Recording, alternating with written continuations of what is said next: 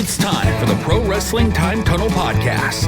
We've got lots and lots of things to talk about and to do today. Covering the territories from the 1940s to the 1990s. It's the best thing going today. Interviewing wrestlers, referees, authors, and other media personalities that have made the sport of professional wrestling great. The cream, yeah. The cream of the crop. And now, here's your host, Tony Richards. Hello, everybody. Welcome to another edition of the Pro Wrestling Time Tunnel Podcast Show. And this is our 2025 Thanksgiving Spectacular Show. We're going to go around to various territories in today's show and talk about the Thanksgiving cards from 1975, 50 years ago. Today or tomorrow, whenever you're listening to this podcast show, we usually drop on Wednesday, which means the Thanksgiving will be the next day, but some of you will continue to listen to this show on through the weekend and on into next week and for the years to come. But we are close to Thanksgiving, and that means we're going to have a big, spectacular show, lots of guests on the show today, lots of wrestling talk, lots of wrestling history talk, which is what we talk about here at the Pro Wrestling Time Tunnel. Thank you so much for joining us. Let's kick off the show by talking about what they were doing on Thanksgiving in 1975 in the Gulas Welch, Tennessee territory. So Wednesday night, the night before Thanksgiving, was Wednesday night was always Nashville or Evansville. And Evansville didn't run. And Nashville did run, and on that card, the night before Thanksgiving, the interns were the Southern Tag Team Champions, the masked interns with Dr. Ken Ramey, and they took on Tojo Yamamoto and Tommy Rich in the main event. In the semi-main event, 11/26/1975, Nashville, Tennessee, it's the kickoff of the Jerry Lawler-Bill Dundee feud. When Lawler came back into the territory, Dundee was a babyface. Lawler was a babyface shortly, but eventually he turned on Bill Dundee, and this feud is going to go years into the future, as you and I both know, into the 90s and beyond, getting real hot in the late 70s and in the 80s. But it all started right here, 1975, the night before Thanksgiving. Also, Bounty Hunters defeated Don Green and Joey Rossi 2-1, and Bearcat Brown versus Mitsu Arakawa went to, as matches often did, that kicked off the show back in these days, to a 15-minute time limit draw. Down in the Gulf Coast territory that belonged to Lee Fields. This is Thanksgiving night. On Thursday night, at the Rainbow Garden in Panama City, Florida, Mike Boyette beat Dandy Jack Donovan. The British Bulldogs, that's Ted Heath and John Foley, they defeated Nick Kozak and Jimmy Golden. Wrestling Pro number 1 defeated Ted Heath by disqualification, and Wrestling Pro number 2 defeated Don Fargo by disqualification. One of the wrestling pros was Leon Baxter, and the other was Gordon Nelson under a mask, who was also Mr. Wrestling out in West Texas. He had a couple of different mask personas. Here, he is the wrestling pro, and they had the two wrestling pros as a tag team. So in the Tennessee territory on Thanksgiving night, Thursday night in the western end of the territory was Georgetown, which just outside of Lexington, Kentucky, at the Country World Convention Center. Diamond Lil versus Honey Girl Page, Dennis Hall versus Luke Fields. And I'm not sure if that was one of the Fields boys or not. I know early in his career, when he wrestled in the Gulas Welch Towns, he used the first name of Luke. But Robert Fuller and Sam Bass were in the semi, and then Phil Hickerson and Dennis Condrey versus Jackie Fargo and Don Carson as the main event there in Georgetown, just outside Lexington. In Bowling Green, Kentucky, at the JC Sports Pavilion, which was Nickstown, Georgetown, Lexington was Jerry Jarrett's side of the company, and his town, and Nick Agulis ran his side of the company in Bowling Green at the JC Sports Pavilion. The Bounty Hunters versus Joey Rossi and Steve Kovacs in a Mongolian chain match, and Mitsu Arakawa, David Schultz, and the Alaskan, Jay York, versus Tojo Yamamoto, Tommy Rich, and George Gulas at Bowling Green at the Sports Pavilion. So those are some of the cards that were running on Thanksgiving in 1975. Now let's go to a special guest today. I'm not going to do any plugs today, no selling of anything. I just want to have a special Thanksgiving and just talk about wrestling today. So we're going to talk about a territory that you may not think about as far as wrestling on Thanksgiving, because after 1983, most people thought of the Crockett territory as, the Thanksgiving show. Also, Georgia had a tag team tournament for years, and we're going to talk about Georgia a little bit later in the show. But right now, we're going to talk about the American Wrestling Association, the AWA. And the AWA had a tradition of Thanksgiving, and who better to tell us about that than George Schire, our resident AWA historian and analyst and expert for the American Wrestling Association. So I invited George to the Richards Ranch to have a conversation about Thanksgiving in the AWA, and I think you're going to enjoy it. So let's go to that conversation now. Here's George Schire talking to me about the AWA and Thanksgiving. Well, we're doing our annual Thanksgiving Spectacular in 2025, looking at Thanksgiving cards all around the United States in 75. And so we're going to go to the American Wrestling Association now in Minneapolis, Minnesota. And, of course, our resident expert on that part of the wrestling world is here, George Schire. Hey, George, it's good to have you back, man. I always like talking wrestling with you. Well, when we're talking wrestling, we're talking fun, right? You bet. Yeah, lots of fun. And, of course, I'm here at the Richards Ranch where the leaves are falling and the rain is falling, and it definitely feels like fall, and you're situated in your wrestling room there, surrounded by all your collectibles over the years. So we've got the right environment to talk about this stuff. Absolutely. And you're talking winter here in Minnesota. We haven't quite had it yet. I think we're going to be about 53 degrees today, which is unusual.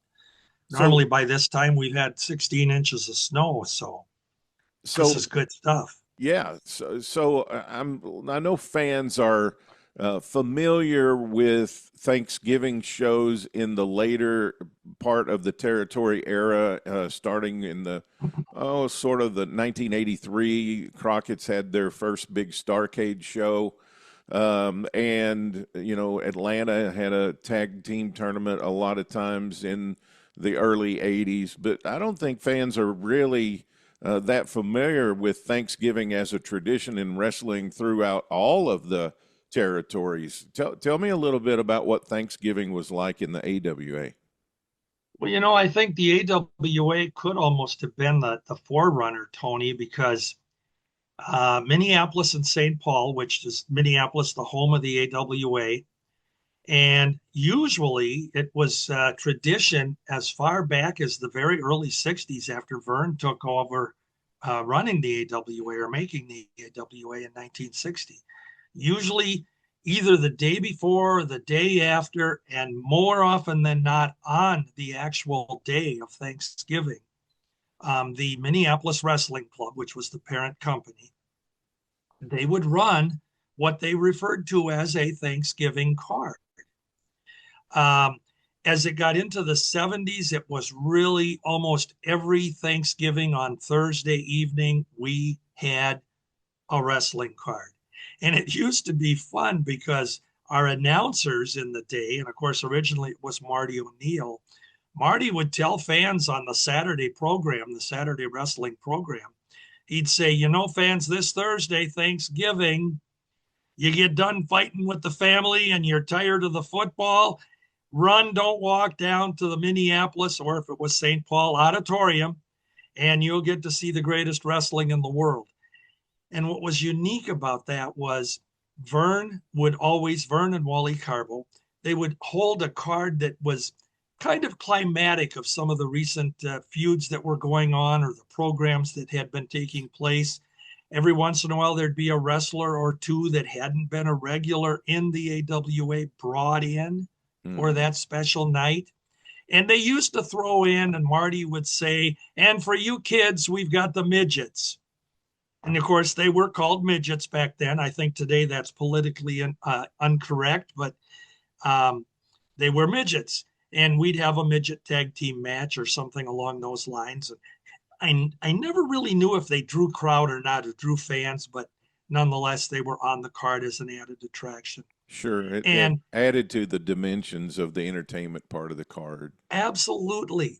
And the fact that you'd get done with your turkey dinner and, visiting with the family and friends or whatever, and the cards, believe it or not, they used to start at 9 o'clock. You're right. Right. I've noticed that in a lot of the newspaper stuff that I've seen, which I know they did that a lot for Minneapolis is in the center of farming, right? I mean, so much farming. And so, especially in the summertime, farmers aren't going to quit until 8:30 or 8 o'clock. So that would give them a chance to get their family and get to the wrestling matches.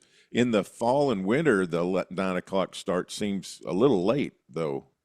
Well, and you know what? It wasn't until we got into the 80s that wrestling, at least here, and I know other places too, we went to an 8 o'clock or a 7 o'clock start.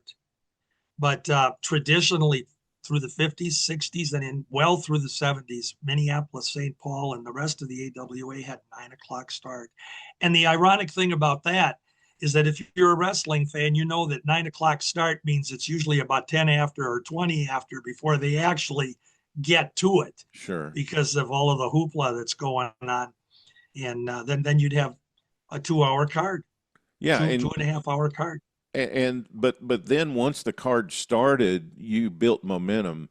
I mean, you didn't have long ring entrances or music or all of that. Two guys just came to the ring. They got checked by the referee, which I don't know that we even do that anymore. I don't think the referee even checks guys. No, the referee doesn't even come in contact with them. And, I think it's nice the way you just described that, Tony. To not be a fan and have experienced that, it's really hard, I think, to envision, and we can try to paint the picture. But we know that if you go to a wrestling event today, whether it's an indie card or one of the big extravaganzas and it's a holiday card or whatever it is, that auditorium, that arena is lit up like it's bright, it's big lights all over. And then you got those pyrotechnic entrances and the long entrances, and of course the entrance music.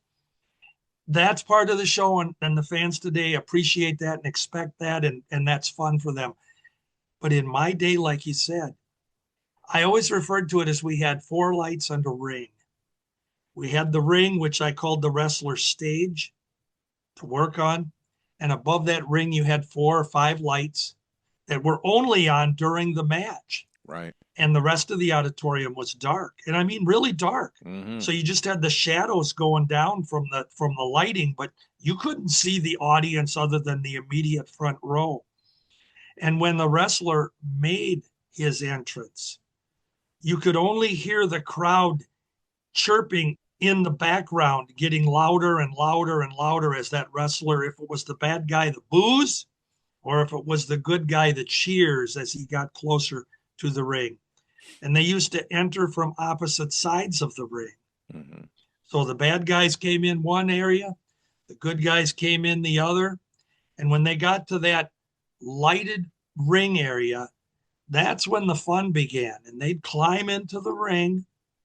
And usually the heel was first. He would enter the ring, or a heel tag team, if that be the case. And you'd have the fans booing and, making all kinds of noise, and the heel being able to play to them, shut up and, that sort of thing. But then the baby comes in and he gets the cheers. And that was very important for new wrestlers. So it was part of their ability to start to get over with fans, because fans could immediately know this guy is a good guy because he came from that end, right? And that guy's going to be a bad guy because he came from that end. And in this particular territorial era, that was a very important dichotomy between good and bad guys. Right. And Well, and you had your referee, as you mentioned. The announcer would come in, whoever it was in the local area, and he would come in and he would introduce always the bad guy first. From this corner, from Algeria, 235 pounds, Mad Dog Vachon. And of course, he could get all the hatred and the booze. And sometimes they were throwing paper and you name it. And then when he switches over, and in this corner, fans, and whoever the wrestler was, and introduce him to the cheers, then the wrestlers would come together in the center of the ring, the referee in the middle. And as you said, the referee would be attempting to give instructions, no punching, no kicking, open hands. They actually said those things. Exactly. And you could hear them at ringside. And, keep the fist open. And then he would check the wrestler's boots. He'd check his waist, around his waist, make sure there's nothing in the trunks. And we don't do that anymore. Right. And that just was a synchronization with the fans that this match was about to take place. And they worked really hard to keep building that momentum from the opening match to the main event. It got a little bit more intense, a little bit more intense, a little bit more intense. And the whole thing that was very emphasized in those days by every single promoter, and especially Vern Gagne, they wanted a story told. And they wanted the story to be the climax. The main event was that was the ending of the story. That was where the story had to be finished, or at least telling a story for the future. Right. But those opening matches, especially the opener, it was just 15 or 20 minutes where you had a couple of guys that were exchanging holds and you could establish who the good guy and the bad guy was. Sometimes a new heel would be introduced in an opening match, new to the territory, or vice versa, a new baby. And so it was a chance for the fans to get to know.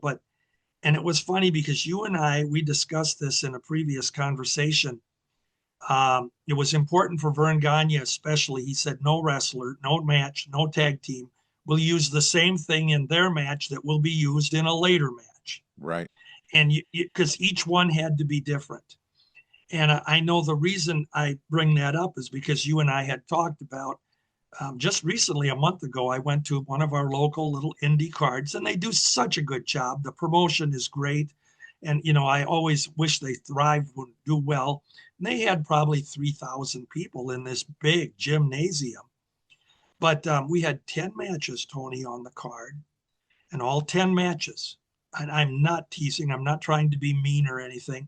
Every single match was an identical repeat of the one we had just seen.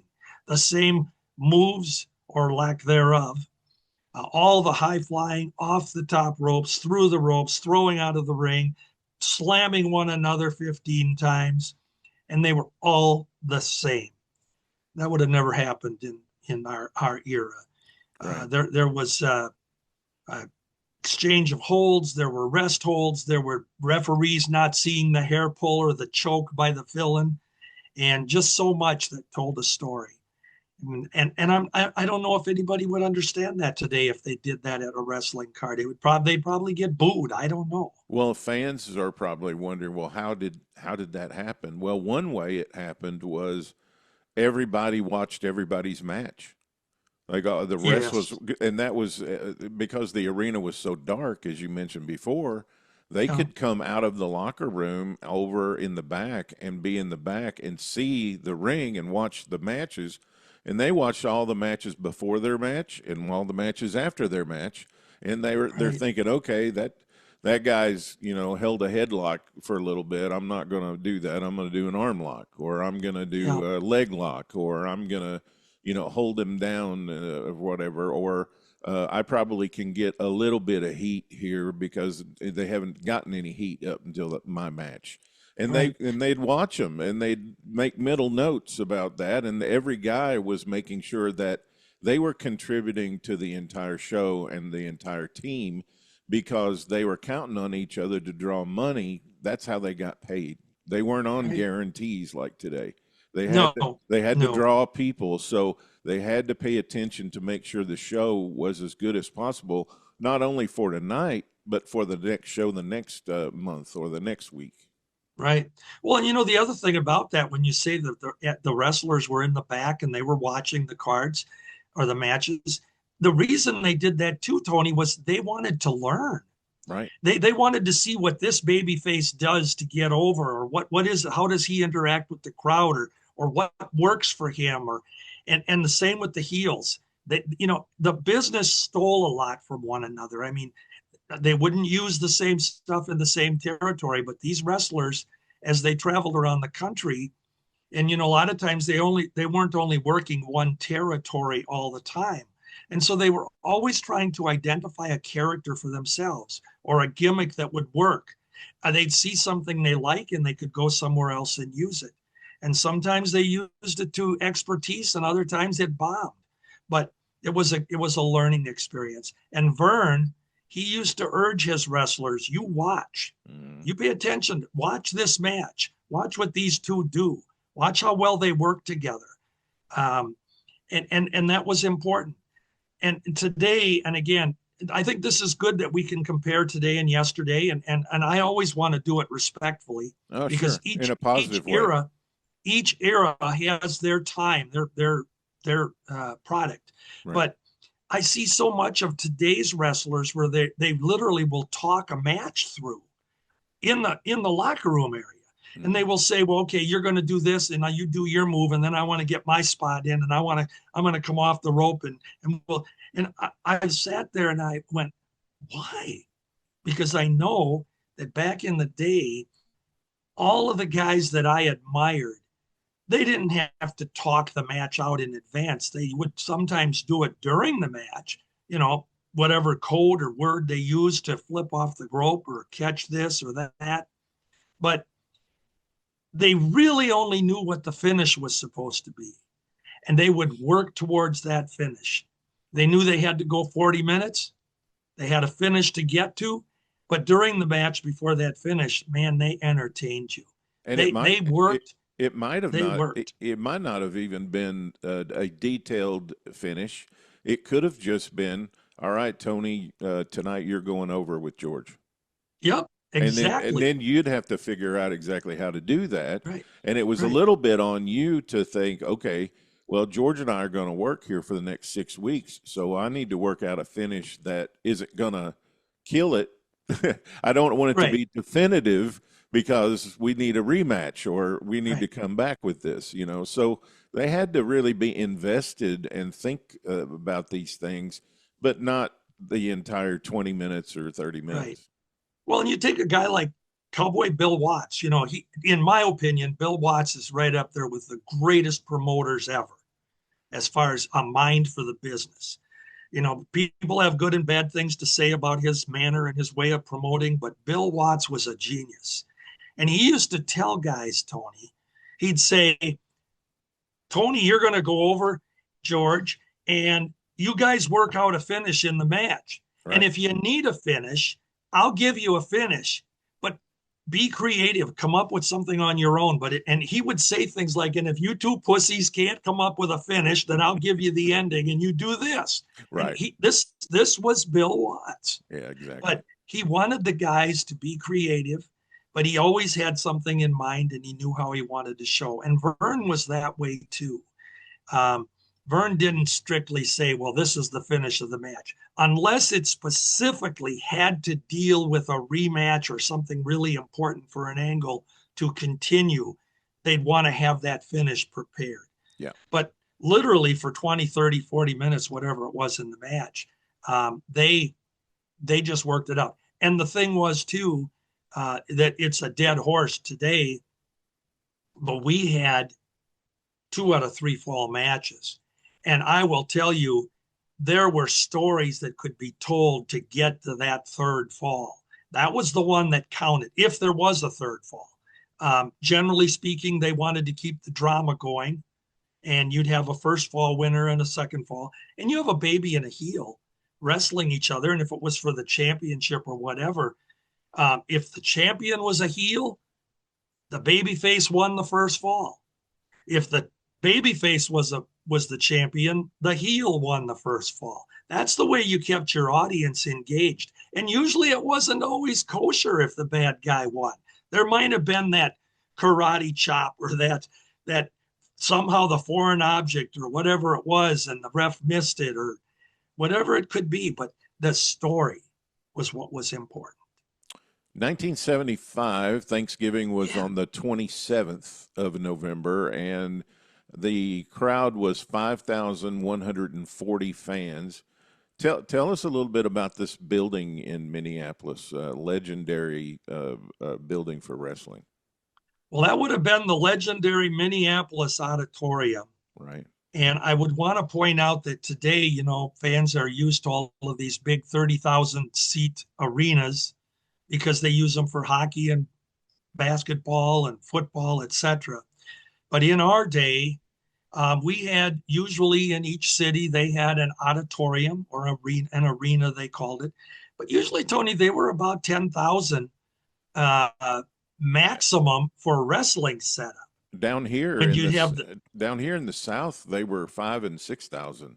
Yeah. Well, buildings. Our Minneapolis auditorium, the original one was built back in the 40s.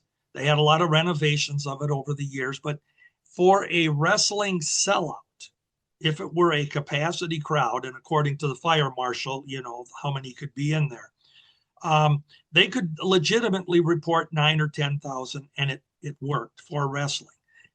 On an average card in the Minneapolis auditorium, and I will point out that our St. Paul auditorium, was pretty much the same type of situation. And that was a civic older center, building, right? 10,000, and you'll notice they were called. The St. Paul was St. Paul was the civic center, right? Well, that was in the 70s. Oh, okay. Yeah, it was the civics, and that's what I was just going to allude to. During the 50s, the 60s, etc., the arenas, the auditoriums, they usually just were called the city they were in, the Minneapolis Auditorium. There was no name to it. Right. And the St. Paul Auditorium. In the early 70s, I think it was 1970 or 71, the Civic Center was built, and it was a bigger auditorium on the same site. Well, actually adjacent to the old auditorium a little bit for St. Paul, but it became the St. Paul Civic Center. Now, the reason I bring that up is today's world, every arena, every auditorium has to have paid for advertisement for a name. A sponsor, yeah. Global Insurance or U.S. Bank Stadium for U.S. Bank. AT&T Stadium. Yes. And or some big department store or some name on it, that's all paid. So we no longer have those auditoriums. But the card you are specifically talking about in Minneapolis for 1975, Minneapolis Auditorium, for that night, pretty much a capacity crowd. And I will point out, I wanted to share this when you mentioned we talked about wrestlers coming in for that night and the midgets, etc. Yeah. You got to applaud Vern Gagne on this one. He would have all of the guys, if they didn't live locally, like a Larry Hennig or something who lived locally, Vern would have all the guys over to his house, Vern and Mary Gagne and the Gagne family, and they would have the wrestlers over for Thanksgiving dinner. Oh, wow. Now, a lot of people didn't know that. And that means it was the heels and the babies and the midgets too. Mm-hmm. And they would be at the Vern Gagne house and have Thanksgiving dinner. How long did when would he have started that, and when would he have ended that, George? Do you have Vern did that pretty much for every actual Thanksgiving Day card that he had through the years. And as I said, usually from the beginning of the 70s throughout the 70s, we pretty much hit Thanksgiving on the day for our card. And normally we ran Saturday nights in the 70s for local Minneapolis St. Paul wrestling. It was a Thanksgiving card. Reading Brian's book on Vern, he had a night. Was that the house out at the lake that he had people Yeah, out to? yeah, yeah, Which would yeah. have been a great scenic, sitting out there having Thanksgiving dinner at Vern's house and having a beautiful view, and that would have been really, really nice. Very Have cool you thing. ever seen the 1974 The Wrestler movie that Vern Gagne Yeah, sure. produced? Okay, you'll notice there's a scene in the movie where Vern is out in the backyard near the lake and he's doing some weightlifting when Ed Asner, the promoter, Frank Bass in the movie, comes out to talk with Vern, or Mike Bullard was his character in the movie. But that was the Gagne property on Lake Minnetonka there. Nice. Was, I'll have to go back, and it's been quite a while since I've yeah. reviewed that. I need to go back and watch that again. And if you ever get to Minnesota, the home right now, it's owned by Hennepin County. It's a national park site. They that was a public domain thing that they took from Vern, and that's a whole nother story for, Vern just lost it through public domain. Wow. In the opening match, Khosrow Vaziri defeats Don Wade, and for those who don't put that together, that Khosrow eventually becomes the Iron Sheik. But Khosrow, he was an Olympian, right? And a heck of an amateur. I was just on a podcast with someone recently who made the comment that they didn't think he was a very good pro. Like he wasn't a very good worker. What do you think? Well, I remember when, you got to remember that Khosrow Vaziri came out of Vern Gagne's camp, as so many did. Which would have been the thing that Vern liked about him was his amateur. Yeah. Absolutely. Yeah. Vern Gagne, we should always stress that Vern Gagne's territory was one of the few that really emphasized real wrestler, real amateur background. He loved those guys. Mm-hmm. And Vern always said, I want you to know how to wrestle. I want you to know how to work a match. And if you need a gimmick, we'll get to that later. But we want you to have that skill. And so that's why so many of the wrestlers that came out of his camp had that strong background. Khosrow Vaziri was legitimately from Iran. And if you saw pictures, we could show you a picture of Khosrow Vaziri. Man, he was a skinny little runt. Almost bony in the midsection. Had a full head of hair on him. And when he came out of Vern's camp, Vern used to always take his rookies, his newbies in the business, and he would have them work against the veterans in matches. And in this case, you notice that Khosrow was against a guy named Don Wade. Right. Well, Don Wade to the AWA fans was a nobody. He was only here for a short time. He didn't get any type of push at all. He had worked some other territories. He was a good worker. He just didn't have any type of stellar career or anything. So in this match, it basically was I don't remember what the time limit was. Might have been 15 minutes or 20 minutes. That's usually what they were. 10 or but 15, it was basically just a way for Khosrow to go out and get some recognition from the fans. And Vern always made sure you knew he trained his wrestlers. Mm-hmm. He would have little interview segments on All Star Wrestling, the TV program. And he would bring a guy out and introduce him to the fans and give his background of the legitimacy to him. So Khosrow also did some refereeing for Vern. And that was another thing that Vern wanted his rookies to do. He wanted them to referee matches because that got them to also work with the two guys in the ring to see how they interact and things they do and make a match go. You know what's funny about that, George? I want to interject here for a second. That was really big in Sarpolis and Funk in Amarillo. Yeah. They were really big on that as well. And that went back to the late 40s and the 50s, where I know, I'm losing Ripper Collins. Collins. He broke in and he was Pretty Boy Collins in Amarillo, but he was a referee, and they slowly but surely got him into the matches.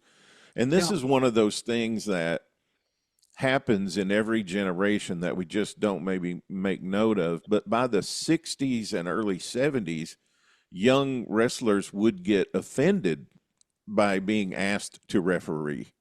You know, they'd be like, "Oh, I'm not a ref. I don't want to be a referee. I want to be a wrestler." Well, this is how you learn: is you get in there, you referee a match, and so Vern was probably the last guy who really kept it as a very positive thing for guys. You know, being asked to ref matches. Well, and the thing is, I guess that's an experience that we can even relate to. Uh, it's basically you're coming into a profession, you've got a job, and you're going to work your way up from the bottom to get to the top. And again, a lot of our younger generation today, they want to come in, make the big bucks, and be the boss today. Mm-hmm. They don't want to go through the ropes and learn the ropes, so to speak. No pun intended, because of wrestling, but that's really the case. And Vern would take. If you look back at early matches, if there's tape out there, and sadly there's so few, but you'll see guys like Greg Gagne refereeing matches. Greg refereed. Jim Brunzell refereed. Obviously, we talked about Khosrow. Baron von Raschke, Jim Raschke, he refereed matches in those early years. Evan Johnson, Dennis Stamp. So many guys that went on. Larry Heineme, before he became Luscious Lars Anderson, he refereed. Gene Anderson refereed. And so that was very important to Vern, that you're going to go out there and you're going to learn how the guys work together, and you're going to be in a match. And then, as I said, Vern would take his rookies and he would put them against established stars and get them the ring knowledge they needed. It's up to the guys then. Like I said, he would tell the guys, we just talked about this a minute ago, he would tell Khosrow and the rest of me, say, I want you to watch this next match, or you get out there and see this match. You watch them work. And you can't argue. And you mentioned the Funks having that same mindset.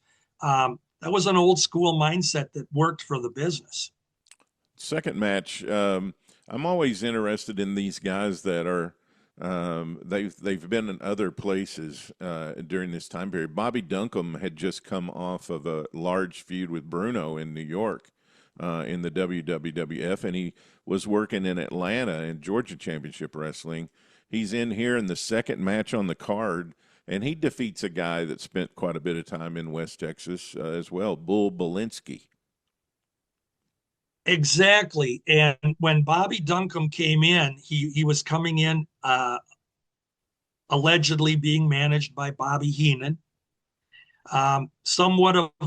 He was going to be somewhat of a policeman for Nick Bockwinkel, and that comes, after Nick became champion. Yeah. Bobby was kind of the guy they had to go through to get to Nick, and that was used that way for a while. What a wonderful way to get Bobby over. Well, and the thing is, too, Bobby, he came in, he was by no means, he wasn't a veteran at that point, but he wasn't a rookie either. He had quite a training ground, down in the West Texas area with that group of guys, and he knew what he was doing. And I'm going to tell you something about Vern that a lot of people, unless they looked it up, I always thought that Bobby Duncombe was, for a heel and a big guy, that he wasn't one of these whirlwinds in the ring. He was very slow and more methodical every time I saw him in either singles or tags. And he was more of he could pound on you a little bit, but he wasn't anybody that was going to set the ring on fire. But I will tell you something about Vern. Vern loved Bobby Duncombe. And if you look at results records, Bobby Duncombe never lost to Vern Gagne. Mm. Vern put him over. Vern liked Bobby. It was just fact behind the scenes. I mean, we got some great video of Bobby and his matches with Bruno in New York, and he had the crowd going. He was a very hated heel. He came a couple of years before the famous Stan Hansen match where Stan came in as the Texas Cowboy, but the guy that did that first with Bruno was Bobby Duncombe. Yeah. Then two guys who've been working for Red Bastien, who's the booker down for Fritz von Erich in Dallas, they're in here. And I know at least Joe LeDuc had worked the AWA before, but Joe LeDuc in the third match goes over Kim Duck, and they had a feud down in Texas earlier in '75. I want to back up just 1 second, and I'm going to touch on that LeDuc thing with you, but we were talking about Duncombe, and his opponent that night was Bull Belinsky. Yeah. I think it's important for you to understand that when Vern brought Bobby in, he was just getting over, and he was going to get over because he was big, he was believable, he was real, but he put him in the ring with Bull Belinsky, who by 1975 was all but near the end of his active career. But Bull Belinsky, to AWA fans, was a guy that could beat anybody anytime he wanted to. That was the mindset. He had a good feud 5 years earlier with Nick Bockwinkel. He was in headline matches with the Vachon brothers. So Belinsky, storied career. I mean, he had been around the business for 20 years and under various names, different territories. But he came in as that out of work truck driver in 1970 for Vern. And a great gimmick at the time, because the out of work truck driver at the time was the fact that the national whatever truck driver union, they were on a strike. The real life, there was a strike. Yeah, right. And Frank Shields, Bull Belinsky's real name, he comes in, Vern gives him this idea that we're going to use you as an out of work truck driver. And you're coming in here to beat up people for free, or to get paid to pick up beat up people that you've previously been doing on the loading docks for free. What a gimmick. Oh, yeah, man. But Bull got over. And so by this time, this was really near the end of Bull's active career. And he would do a lot of refereeing for us after this. But he was there to make Bobby Duncombe look good, better than he maybe was, or even better than he was. And that was Bull's job. And I wanted to point that out because that was the story for Wiley veterans, too. They put the new breed over, or the newer breed. Yeah. So that said, your Joe LeDuc and Kim Duck match, it's funny because I saw them that they had wrestled in Texas. And Kim Duck was, he was a guy in the AWA that got a massive push, but Vern didn't bury him either. He was a mid-card guy most of the time, but he won and he'd lose a few, but he was real. He was absolutely real. And I enjoyed his work against Joe LeDuc. I will point out, you said that Joe LeDuc had been in the AWA before. This was really his AWA early point. He hadn't been here before that. Yeah. Oh, yeah. Well, that surprises me. Yeah. He had been in Canada. He had been all over the country. And most of the time, if you look where he'd been previously, he was usually a heel. Yeah. But he came in here. He came in here as a baby. He had a big run in Florida for Eddie Graham in '75, and then he went over to Fritz von Erich's territory in Dallas, and he worked over there. And he had a couple of shots because they were sharing talent between Amarillo and Dallas kind of in that period. And so he worked over in Amarillo just a few times. I guess he went all the way to the south and worked his way back. But I would have thought he worked in the AWA before, so my bad. It was interesting because when he came in, I'd certainly heard of him. I don't know how many other fans did. I mean, because we had very limited info out there in those days. But like I said, he'd been a heel most of the places he was at, and a brawler. I mean, LeDuc was an interesting heel, and he had the marks on his forehead where he bladed himself to death half the time. He came in and. In the very beginning, it was almost as if Vern wasn't sure if he wanted to make him a baby or a heel. He'd actually had a match against Larry Hennig in the AWA. And Larry right now, at this point in time, was riding the crest as probably the most popular babyface, as Larry the Axe Hennig. He had been that way now for about a year. And he had a match against Joe LeDuc. Hennig and Leduc against each other. They had this match. It was quite a brawl. It was in it was in Minneapolis. I always have to think about where I sat, and then I know which auditorium it was at. He was in Minneapolis, and him and Hennig went out on the floor. The ring bell used as a weapon, and you name it. And it was like a week or two later, Vern put them together as a tag team. And Leduc was a bona fide babyface. And then it was Larry the X Hennig, Big Joe Leduc, and they were billed as the Lumberjacks. So Leduc got a big push, and they had a huge feud with Baron von Raschke and Mad Dog Vachon.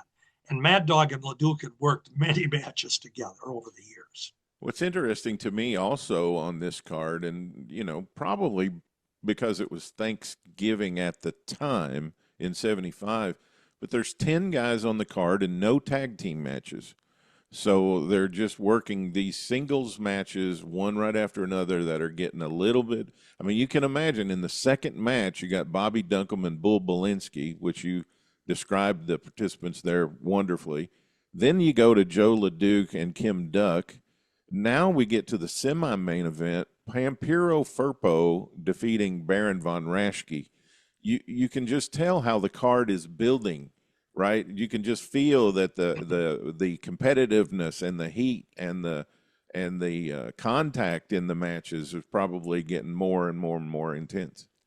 Well, and the thing too, when we talk about that buildup, that match between Firpo and Raschke was technically a blow-off match from a feud that they'd been having for many months around the Horn. And Firpo, of course, he was a good guy. He had been a babyface in the AWA for a few years. This was his return visit after a late 60, very early 70 run where he turned baby here in the Twin Cities because he had been a hated heel in the 60s here. And he and Raschke, which we should point out that in 1975, Baron von Raschke was at probably his peak as a hated heel German. And I mean, he had the goose step, he had his claw hold, and he put that claw hold. Well, the irony in this match was that Firpo had come up with his own version of a claw hold, which he called El Garfio. And he had a claw hold similar to Raschke. So it was basically a battle of the claw holds. You knew Firpo was the favorite. Raschke was going to go over it in most of the matches, but in this Texas death match, and that's what it was billed as, which I always thought was funny. You have a Texas death match in Minnesota. Right. Why didn't we have a Minnesota death match? I don't know. But it's also funny when we had death matches. I remember as a kid, I'd say, but nobody died. Right. And in the we earlier had a death match. And in the earlier years, they would have a capture the flag match with Germans. They'd have the Gestapo blood matches. They'd have, things that were themed around the Germans. So you're right. Well, there was the loaded glove match on a pole and all kinds of things. Especially for these two participants, it's kind of unusual, I would think, for a Texas death match. I would have thought it would have been something different, but. Well, it just basically is telling the fans that the rules have been thrown out. Chokeholds are legal and this is legal and that's legal. The only thing you couldn't do in those days, and they kind of made it clear, was you couldn't choke someone or something. But so relatively speaking, it was good. George, was this a classic Texas death match where falls didn't count and they had to answer the bell, or they had to answer the 10 count, and if you couldn't get to your feet, then you lost the match? Yeah. I don't remember. I'd have to look at my notes because I don't remember how many falls it went. But yes, it was a typical, in this case, Raschke had won a couple of falls and Firpo was, looking like it's going to be the end of the road for him, and he'd come back and win a fall and then win another one. And it really was at the point where in the end, Raschke, I think this one here, Firpo won. Yes. And Raschke couldn't answer the bell and it's over. But then they had more action after that because Raschke recovered, and it kind of keeps it for another day. And, unless it's a very rare occurrence, typically in these days, the semi-main event went 30 minutes at least. Yeah. So, I don't know how long the match was, but I'm sure it was. I mean, that's another reason there were 5 matches on the card, was because of this match, I would imagine. Well, and the thing is, too, what made this match exciting was that basically you had two heels that were going against each other, Tony. I mean, even though Firpo had been a long established babyface, he was still the wild bull of the Pampas. He was an animal in the ring. He didn't know a rest hold at all. He didn't know how to do a scientific hold. It was all clawing and scratching and kicking and stomping. That was Firpo. Right. And I want to tell you something. In the annals of heels, I would rank, from what I saw over my years, I would rank Firpo up there with the best of them. Wow. As far as being a heel. And as a baby, you have to realize, too, in 1975, Firpo had already been in the business for 20 plus years. Right. And so, this was nearing the end of his career, but he was getting some solid paydays because he could go. He could go in, and with Raschke playing the German. And again, we should point out that in 1975, it was still okay to call them the hated goose-stepping Germans. We had all that hatred built up from World War II. It still went on, 30 years after. Yeah. But today we've cooled that off, of course. And good. To reference an earlier point, Jim Raschke was a heck of an amateur, right? Fitting in with Vern's philosophy of legit wrestlers. Yep. Yeah, he was a legitimate amateur wrestler. He lived in Nebraska, and he had basically been introduced to Vern by Omaha promoter Joe Dusick, who told him, go to Vern, get some training. And if you look at Jim Raschke's early pictures, I mean, this guy looked anything but a wrestler. And Vern took him under his wing, again because of that amateur background. And like I said, Raschke wrestled openers back then. He worked with guys on the card. And it wasn't until he left the AWA in 1967 and went up to Canada at the urging of Mad Dog Vachon. And I'm sure you've heard that story. Mm-hmm. Mad Dog took him and basically said, you look like a German. And Raschke said, I am a German. And Mad Dog worked him into becoming the hated German. Up in Montreal, Raschke honed the character Baron von Raschke by teaming not only with the dog, but also with Hans Schmidt, who himself was one of the greatest heel German wrestlers of any era. Oh my gosh! And so there's where Raschke got his training ground. I'm glad you mentioned that because he comes to the Waterloo event, and next year I'd like to get a little time with him because I'd love to hear about the Dusicks. And so I want to sit down with him and ask him.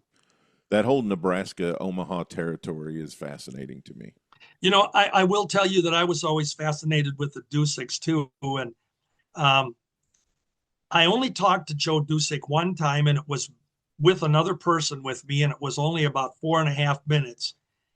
But so I can't say I know the guy or knew of him or but I have a certain point in my heart where I don't like him only because of the angle that he worked out with in 1971 when Alberto Torres passed away. Right. And Alberto had suffered a ruptured pancreas during the match and was rushed to the hospital. And he died in the hospital.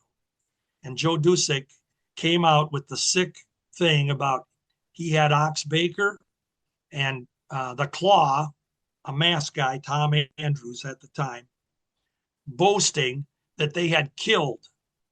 And they basically said, we killed him and we're glad. And of course, Baker pulled that off really well. He just didn't have a problem with it.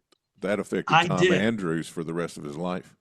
Yeah. And when I talked to Tom Andrews, who I will say became one of my closest wrestling friends over the years, he and I talked about that a few times, that he said it just made him sick to his stomach. He almost quit the business. And he was going to quit. He was going to quit the business. He told Joe he didn't want to do this gimmick, this way of describing wrestling. And Joe Dusick said he wanted to, and Tom pretty much was going to quit the business. Yeah. Until he hooked up with Jim Starr, and they became the masked interns. But Tom had a different outlook on life because of that. And I have a sour spot in my heart for that promoter taking it that far. Yeah. That you're glad I killed him. I mean, that just so. In the main event, we've got the brand new AWA World Heavyweight Champion. This is only a few days and weeks after he beat Vern for the title, Nick Bockwinkel, in a match with a guy who's kind of been on a little bit of a vacation down in the Florida territory in 75, Larry Hennig, who was down there working. The top heel in the territory in 75 was Bob Roop, but his close companion who helped him quite a bit was Larry the Axe Hennig. And so Larry's back here at home for the holidays, and his run in Florida is pretty much over. He lost a loser leaves town match in Florida. And so this is the main event here. And Nick's I guess this is Nick's first big match after winning the title. Well, and it isn't exactly an unknown because Larry Hennig was so well known in Minnesota. Sure. He started here in 57. He was a baby, he was a heel, but he'd been on a year-long run here of being Larry the Axe Hennig. And after Vern lost the match on November 8th to Nick, losing his title, Larry Hennig was a logical choice because he was so over with the fans at that point. And I guess I personally thought for a while back then that maybe Vern was going to put the title on Larry, and it was just Nick getting the transition. I was glad it didn't work out that way. Nothing against Larry, because I thought he certainly could have been a great AWA champion. But the other side of it is then knowing Vern later, he was never going to put the title on a babyface that could possibly get more cheers than he could. That was the mindset. It was the ego he had. So he enjoyed having Nick as champion because he was a heel, and he never had. That's another part of the reason Billy Robinson never got the title. Yeah, Vern didn't want anybody popular, and unless it was a short thing like the Crusher that he did in the '60s. Crusher didn't want the championship, but they do it for a rematch purpose or something.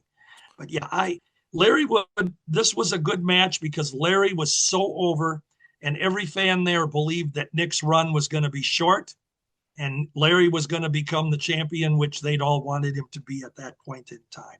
Perfect main event. Probably a good time to rewind the time tunnel back 10 years to November the 25th, 1965. The Thanksgiving show drew 8,116 people to the same building in Minneapolis. And in the semi-main event, Larry Hennig and Harley Race defeated Larry Hynemi and Mighty Igor. So Larry probably was on a lot of Thanksgiving shows over the years because he lived there, right? Absolutely. Absolutely. And it's fun the way you talk about that match. I was trying to think when you said November of 65, and I was putting it in my head right away where it is. Sometimes I can picture the card. Larry Hynemi, who at that point in time had only been in the business for just really a few months, 1975. And Vern had him team up with the veteran Igor, who fans thought he was a rookie. Igor's gimmick was still fresh, that he was a new young kid from Poland.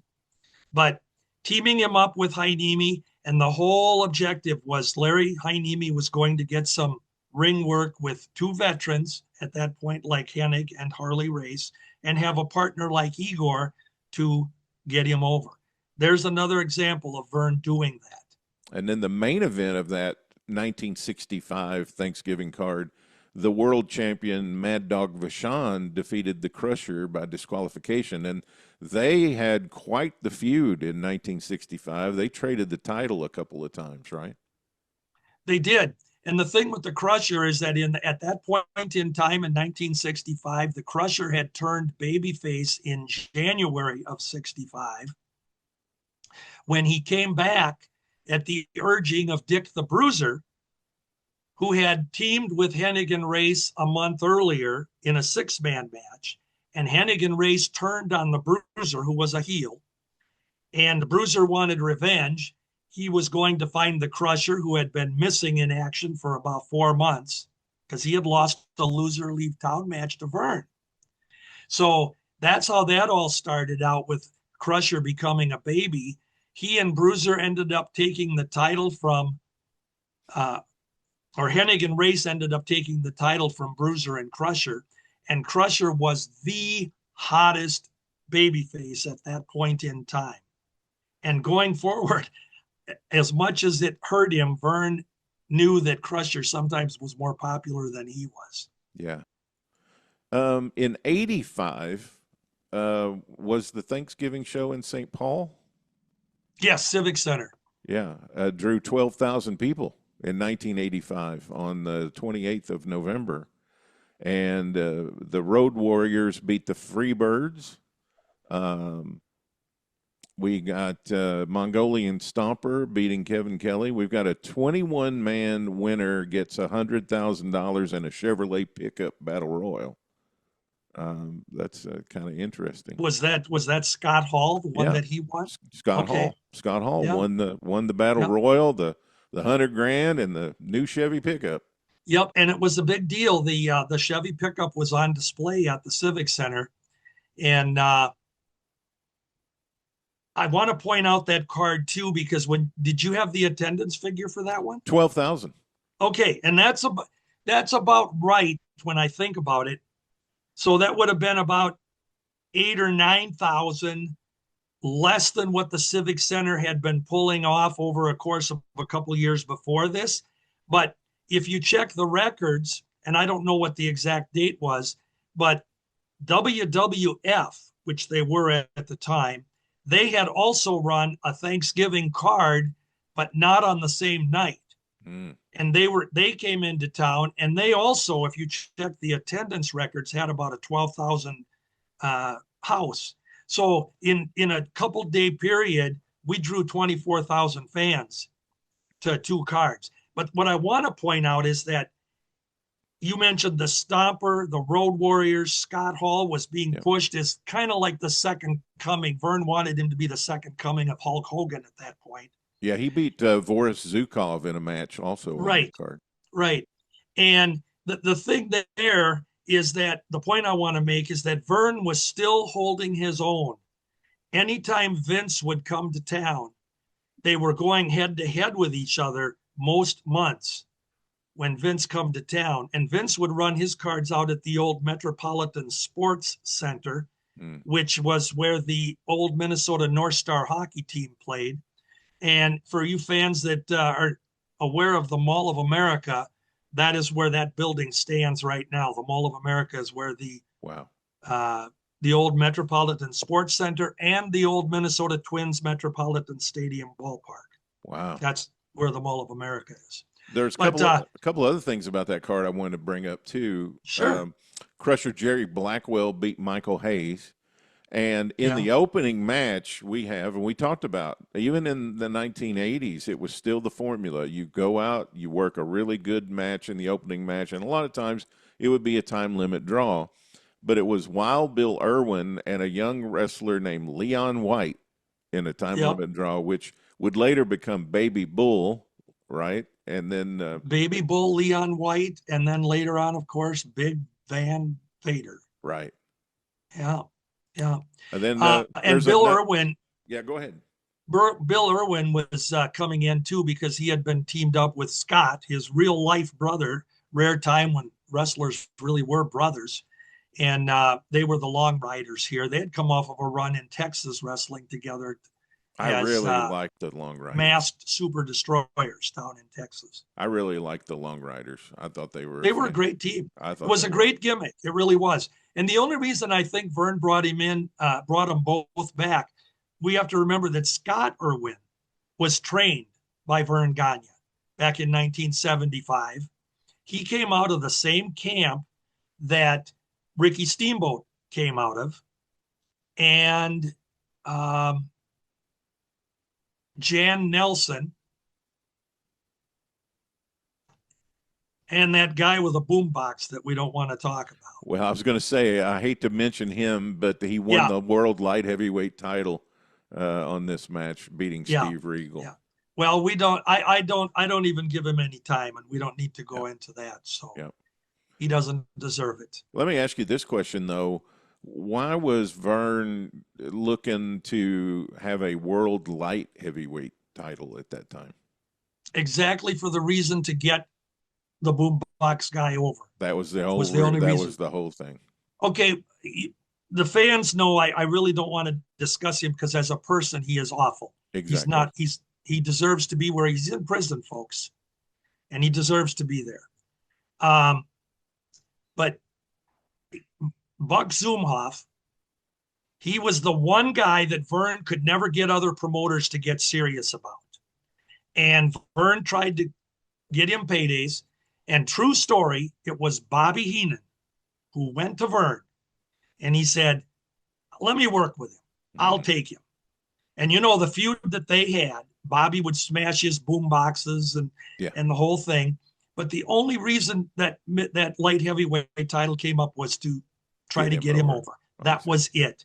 They brought in Mike Graham, who was listed as the light heavyweight champion. We'd never had that here before. Yeah. And he lost it. And Steve Regal, of course, being kind of a junior heavyweight, light heavyweight at that point. Yeah. And there was a hell of a talent in my book. Oh man, he goes the next year to Crockett. And I saw Steve Regal in a couple of matches in the summer of '86 in the Crockett territory. Yeah. And I always thought his work was really good. I want to, since you brought up the Road Warriors on this '85 card, and they had a match against the Freebirds. You flash forward a little bit, and we had the Road Warriors as our World Tag Team Champions. Mm-hmm.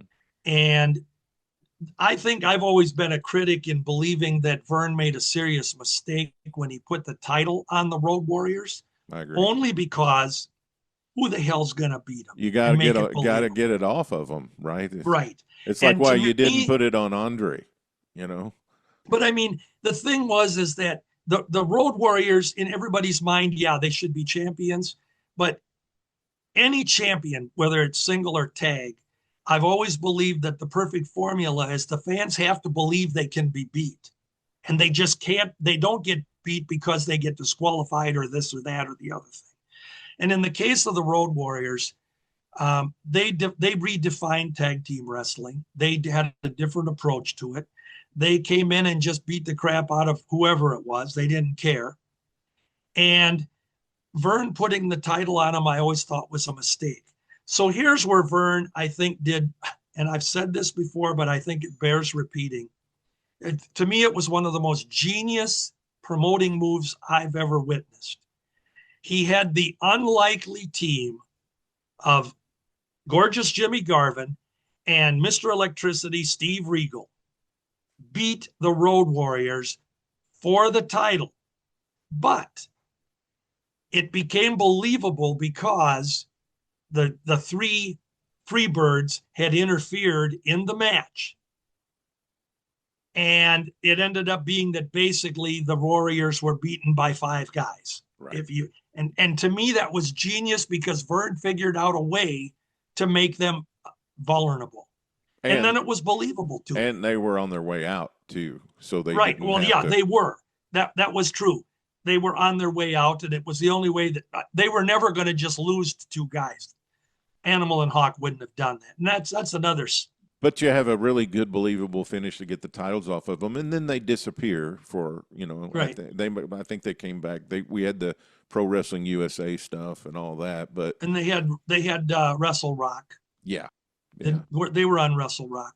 But I mean that was a heck of a card there in '85, and I think that's one of the forgotten runs of the Freebirds was their time there in '85. Because they were working there, they were working down in Tennessee when Jarrett was working with the AWA, and that was a really good run for them in the summer and fall of '85. I thought. Yeah, and it's important to point out that the invasion for the from the WWF started in January of '84, December of '83. It started when Hogan went to the WWF and Vince Jr. started raiding territories, guys. I always say that Vern really held his own all the way through 1986 and into '87. despite the fact that he had guys coming and going like there was a revolving door on the building. You know, you mentioned the Stomper on that 85 card. Grant you, the Stomper by 85 wasn't the Stomper he'd been 5 or 10 years earlier, but he was still Archie Goldie, the Mongolian Stomper.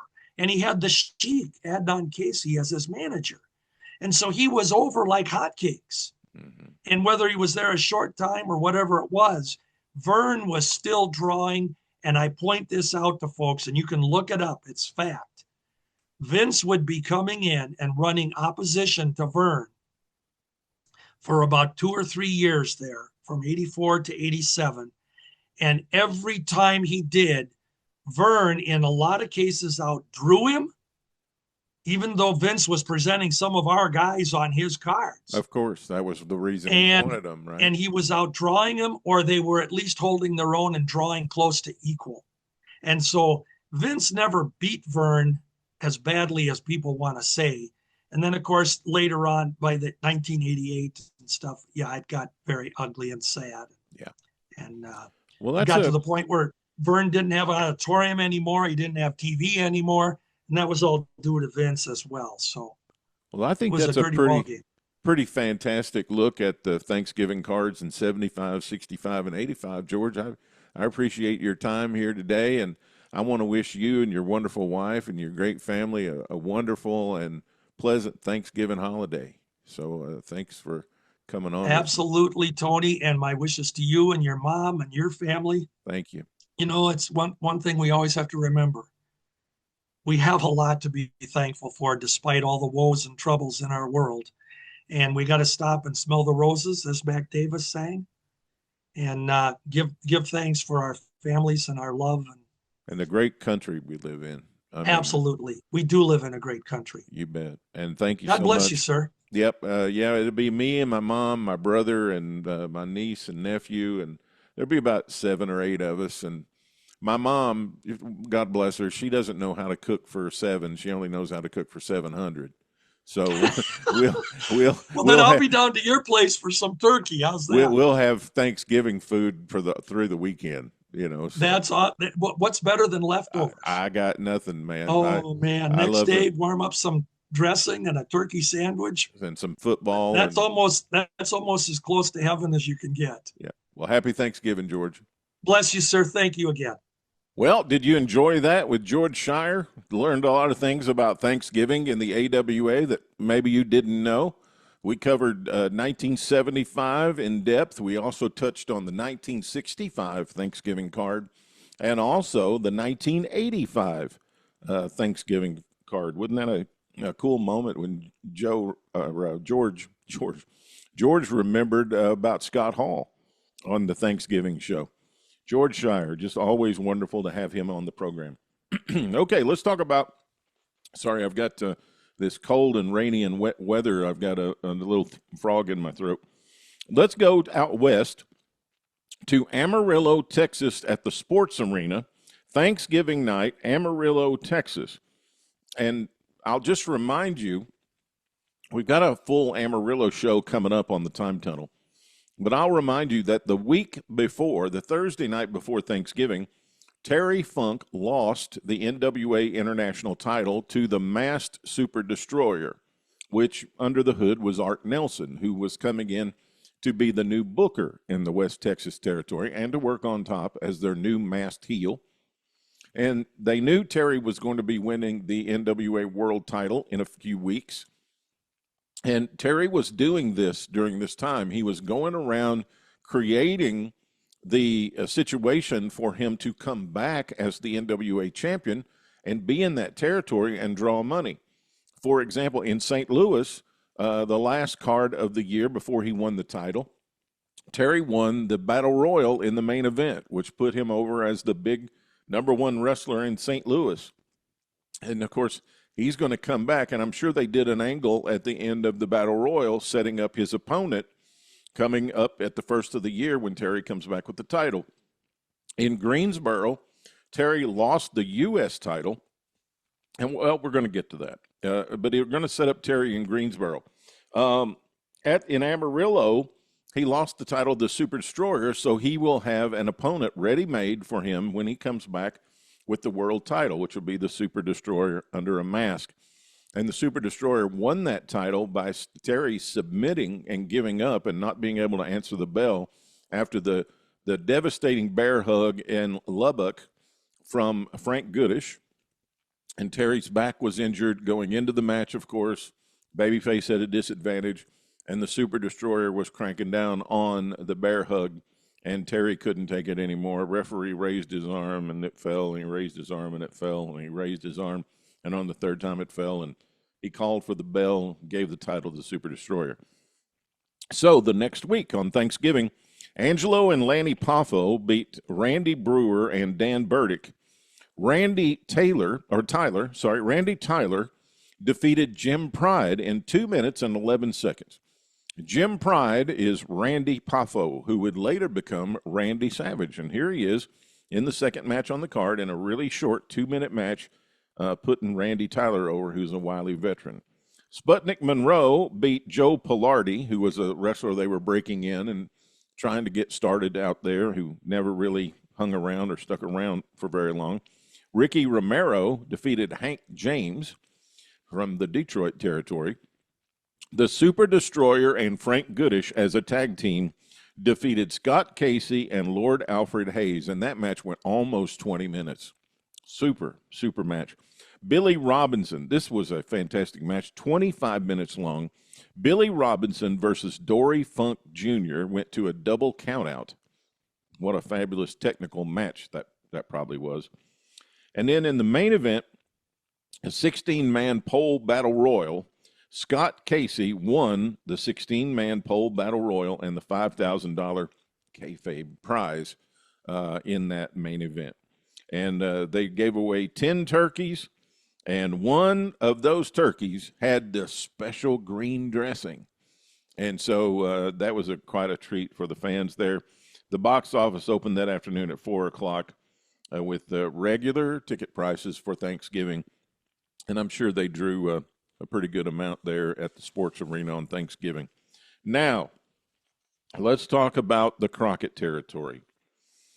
On Thanksgiving night, now in these days, in the 70s, the Crockett's ran 2 Thanksgiving shows. They ran the big one in Greensboro that has continued on over the years, and eventually the Thanksgiving show, just like 50 years ago in 1985, was a split show. Half of it was in Greensboro and half of it was in Atlanta at the Omni. But in these days, they didn't have the Georgia territory. It was still on its own and independent. So the regular Thursday night town for the Crockett's was Norfolk at the Scope. And so once a month, the Thursday night town would be Greensboro at the Coliseum. Well, at Thanksgiving night, they ran both of them. They ran the Coliseum at Greensboro, and they ran the Scope at Norfolk. And listen to this.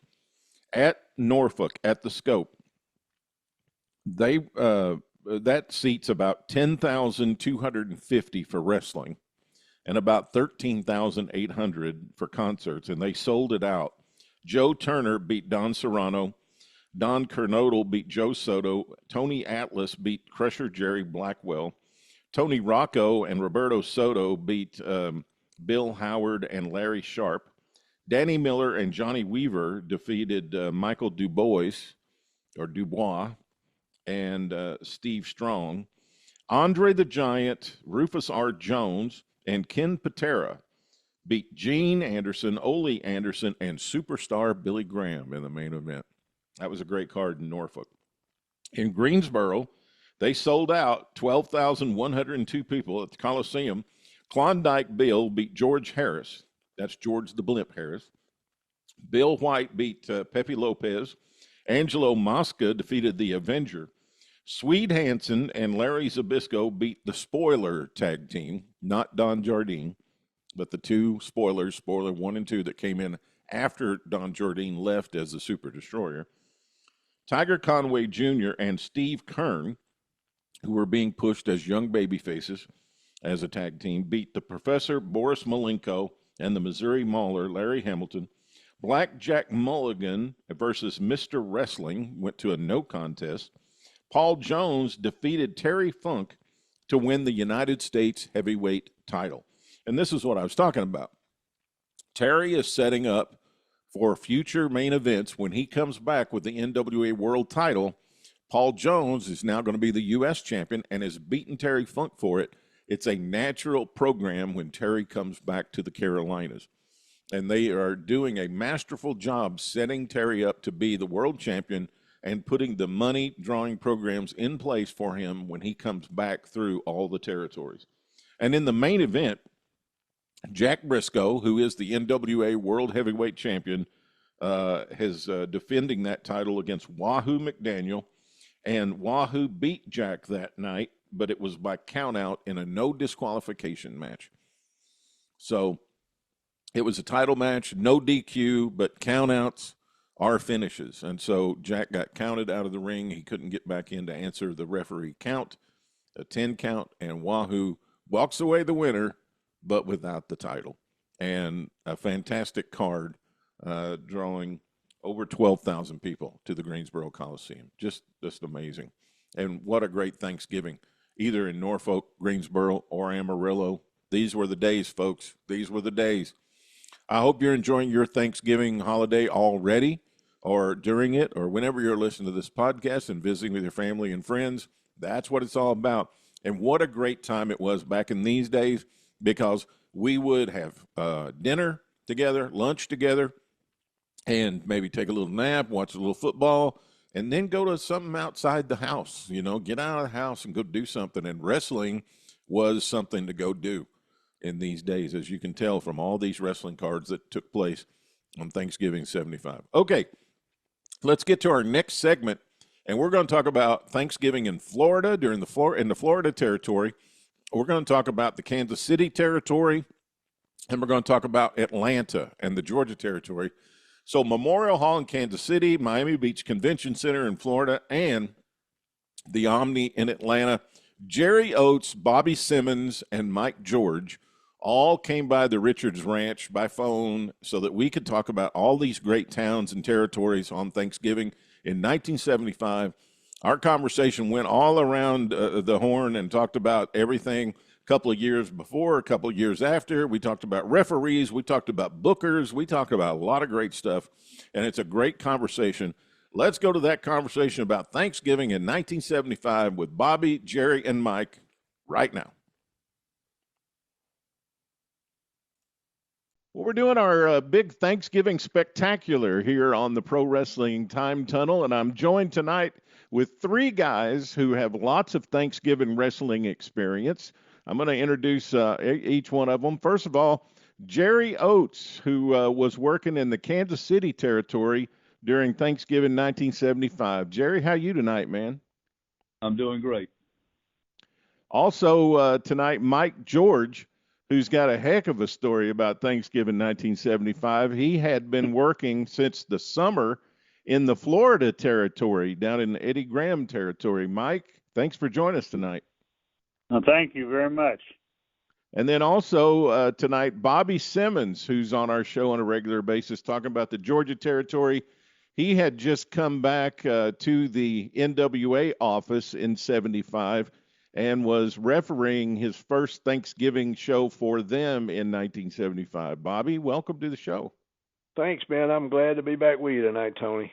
Man, this is going to be really good, really good. I'm excited to have all three of you guys on tonight. And, a lot of things have kind of left as far as the wrestling business. And, we don't even really have much of a Thanksgiving show on anymore. The Survivor Series is still, but it's on Thanksgiving weekend. But back in the day, even before Survivor Series, even before Starrcade, Thanksgiving night was a regular big-time wrestling night. So why don't we just start with you guys sharing some of your Thanksgiving memories of being in the wrestling business. Jerry, why don't you go first? Well, I know not necessarily in Kansas City, but when I was here in Georgia, we would wrestle in Columbus on Thursday and then the Omni that night in the afternoon in Columbus and go to the Omni that night. So they ran two shows a night then, and Christmas too. Wow. Bobby, was that going on when you were there? Yes, sir. I started when Ann went out of business in November '74. I went direct. I was the only one out of Ann's crew that went directly to the NWA office, and yeah, it was. Thanksgiving was a huge night for us. First time the Atlanta office ever drew a house over $100,000 was on a Thanksgiving night. Wow! And that's back when ticket prices, top price was like $8. So that's a lot of folks. But yeah, Columbus always had a big show on that afternoon. And then I don't really know. I don't think it started in '75, but short of maybe '76, they always had a big tag team tournament on Thanksgiving night. Yeah, I think it started the next year in '76. Yeah, and we'd have teams from all over the country in here, and it was a big show. But yeah, that's what it was. You could count on it. You could count on Columbus and Atlanta on Thanksgiving Day. Well, knowing Mr. Ward, the way you guys have talked about him over the years, I'm surprised he wasn't out giving out free turkeys or something that afternoon. Well, I tell you what, every time it was run on Thanksgiving afternoon, it was 3 o'clock. It'd be packed to the rafters, wouldn't it, Bobby? Yes, it would. Wow. Yes, it would. Did you guys ever know anybody who made both shows? I did. Bobby everybody did. Everybody in the territory did. Yeah. Yeah, I mean it was. Yeah, that was just if you were the top guys, and then the underneath guys, they would rotate them in and out of Columbus, base so that everybody get a shot at it. But yeah, the top guys, they worked both shows, and then a lot of times in Atlanta, they would fly people in from, we'd have teams, the Briscoes would be here, and sometimes the Funk Brothers, and we'd get people from all over the country they made a real big deal out of that tag tournament. So really wasn't any holidays, but I don't know about everywhere else, but here once you eat Thanksgiving dinner, it's over. Yeah. And it was somewhere to go, and we had a department store in Atlanta. Rich's department store had they had two buildings downtown that had a glass bridge that was about 5 stories tall, and on top of that bridge they had a huge Christmas tree. And Thanksgiving night was always they lit their tree, and they would draw 6, 7, 8, 10,000 people in the middle of Forsyth Street to watch this tree be lit up. And then a lot of them would leave there and walk to the wrestling matches. So, Mike, George, did you ever work Atlanta for Thanksgiving? No, I'm afraid not. I was only in Atlanta just for a short time. I was both times I was there was both short times. What's your favorite Thanksgiving show that you had in the past? Well, I worked a lot, in Kansas City, but then a couple times I'd out of the business for a little while, and I'd be at my mom and dad's house and family and stuff, and we'd be having Thanksgiving, and they'd call me out and want to know if I'd worked that night in Kansas City because people wouldn't show up and everything else. So I did a lot of that, and I did a lot of in '75. I was in Florida at the time, Miami. Yeah, and you worked the night before Thanksgiving, right? Yeah. I left that night. After I came back out of Miami, back into Tampa, I had a van and I had my Datsun Z and hooked up back behind that and drove all the way up into Kansas City, back into St. Joe. I was left the territory down there. Gus Curtis had called me up and he said, "Mike, you want to come back?" I said, "Well, no, not really." But I said, "Yeah, I'll come back." And it just happened to be I had a heck of a snowstorm I come through coming back in that night. Boy, it was something else. But I drove all the way through. It was unreal. The wife, the kids, the dog, the whole deal in my van, and away we went. About froze to death, too. Was Thanksgiving ever really a very big deal in Watts territory? I don't. Well, as many times I was there, I don't really remember it being really big. I don't think it was. I really don't think it really was. But on that Miami card, which was the Wednesday night before Thanksgiving in '75, they drew 2,645 people to the convention center there. And Bill Dromo was on the card. Carl von Steiger was on the card. Abe Jacobs and Rip Hawk wrestled to a time limit draw. You put the Destroyer over, so that you gave notice, and they had to put. Was that Dick Byers? Time for me to go then. Yeah, I gave my 2 weeks notice, and I was on my way back to St. Joseph, Missouri. Back up. Was that Dick Byers? I think so. So. It's been so long, I really don't remember. And then Cyclone Negro beat Terry Funk, and Rocky Johnson beat King Curtis in the main event there in Miami. There were some good guys there at the time, yeah. I'd been in the business about 3 years. First time I was in Florida was in 72, and then in 75.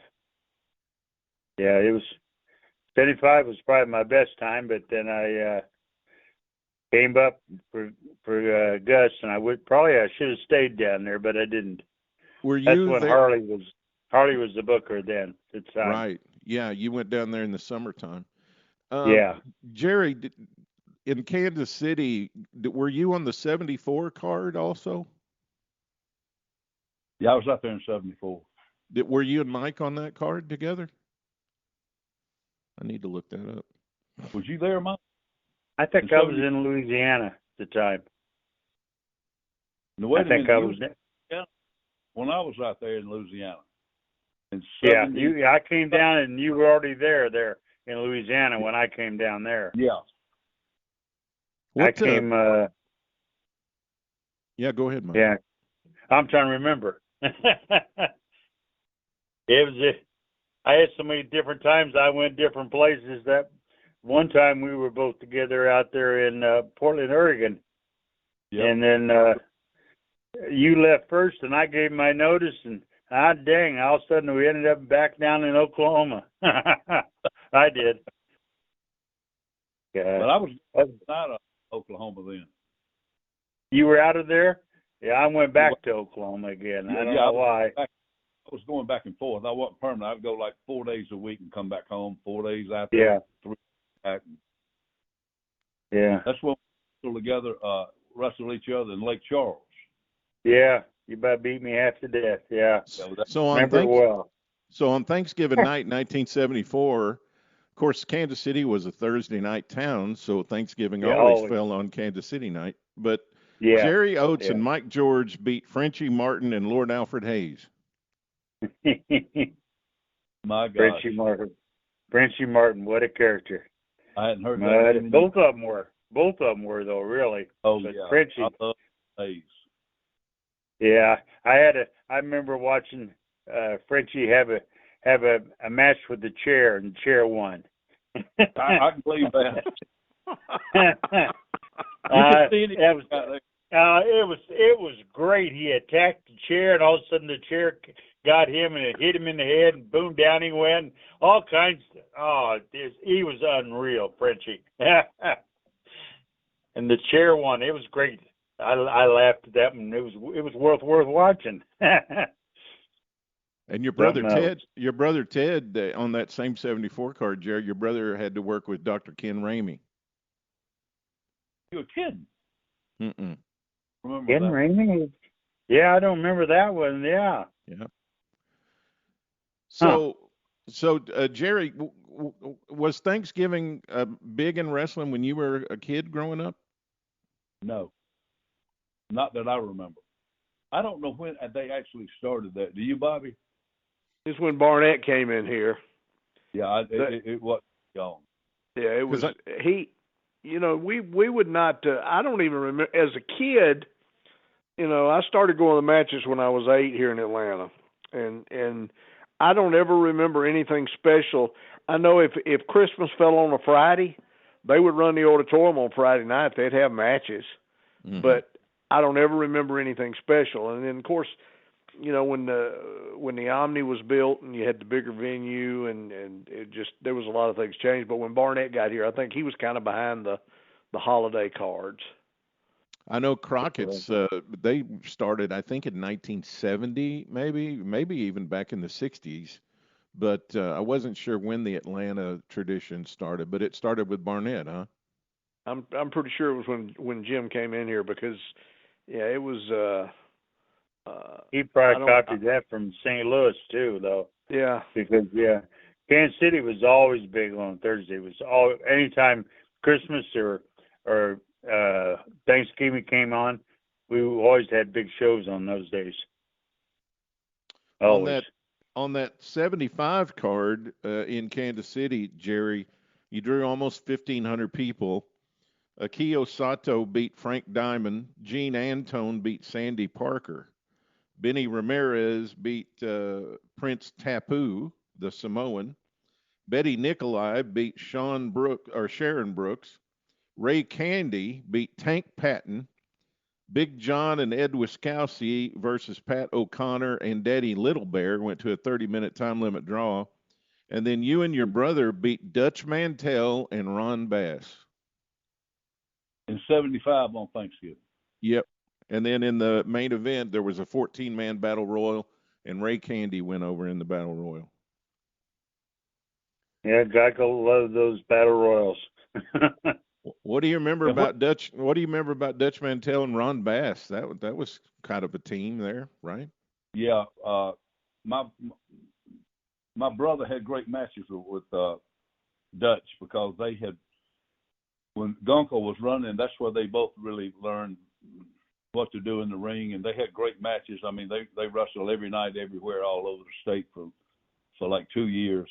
And then my brother had better matches with him than I did. And then Ron Bass was kind of clunky, you know.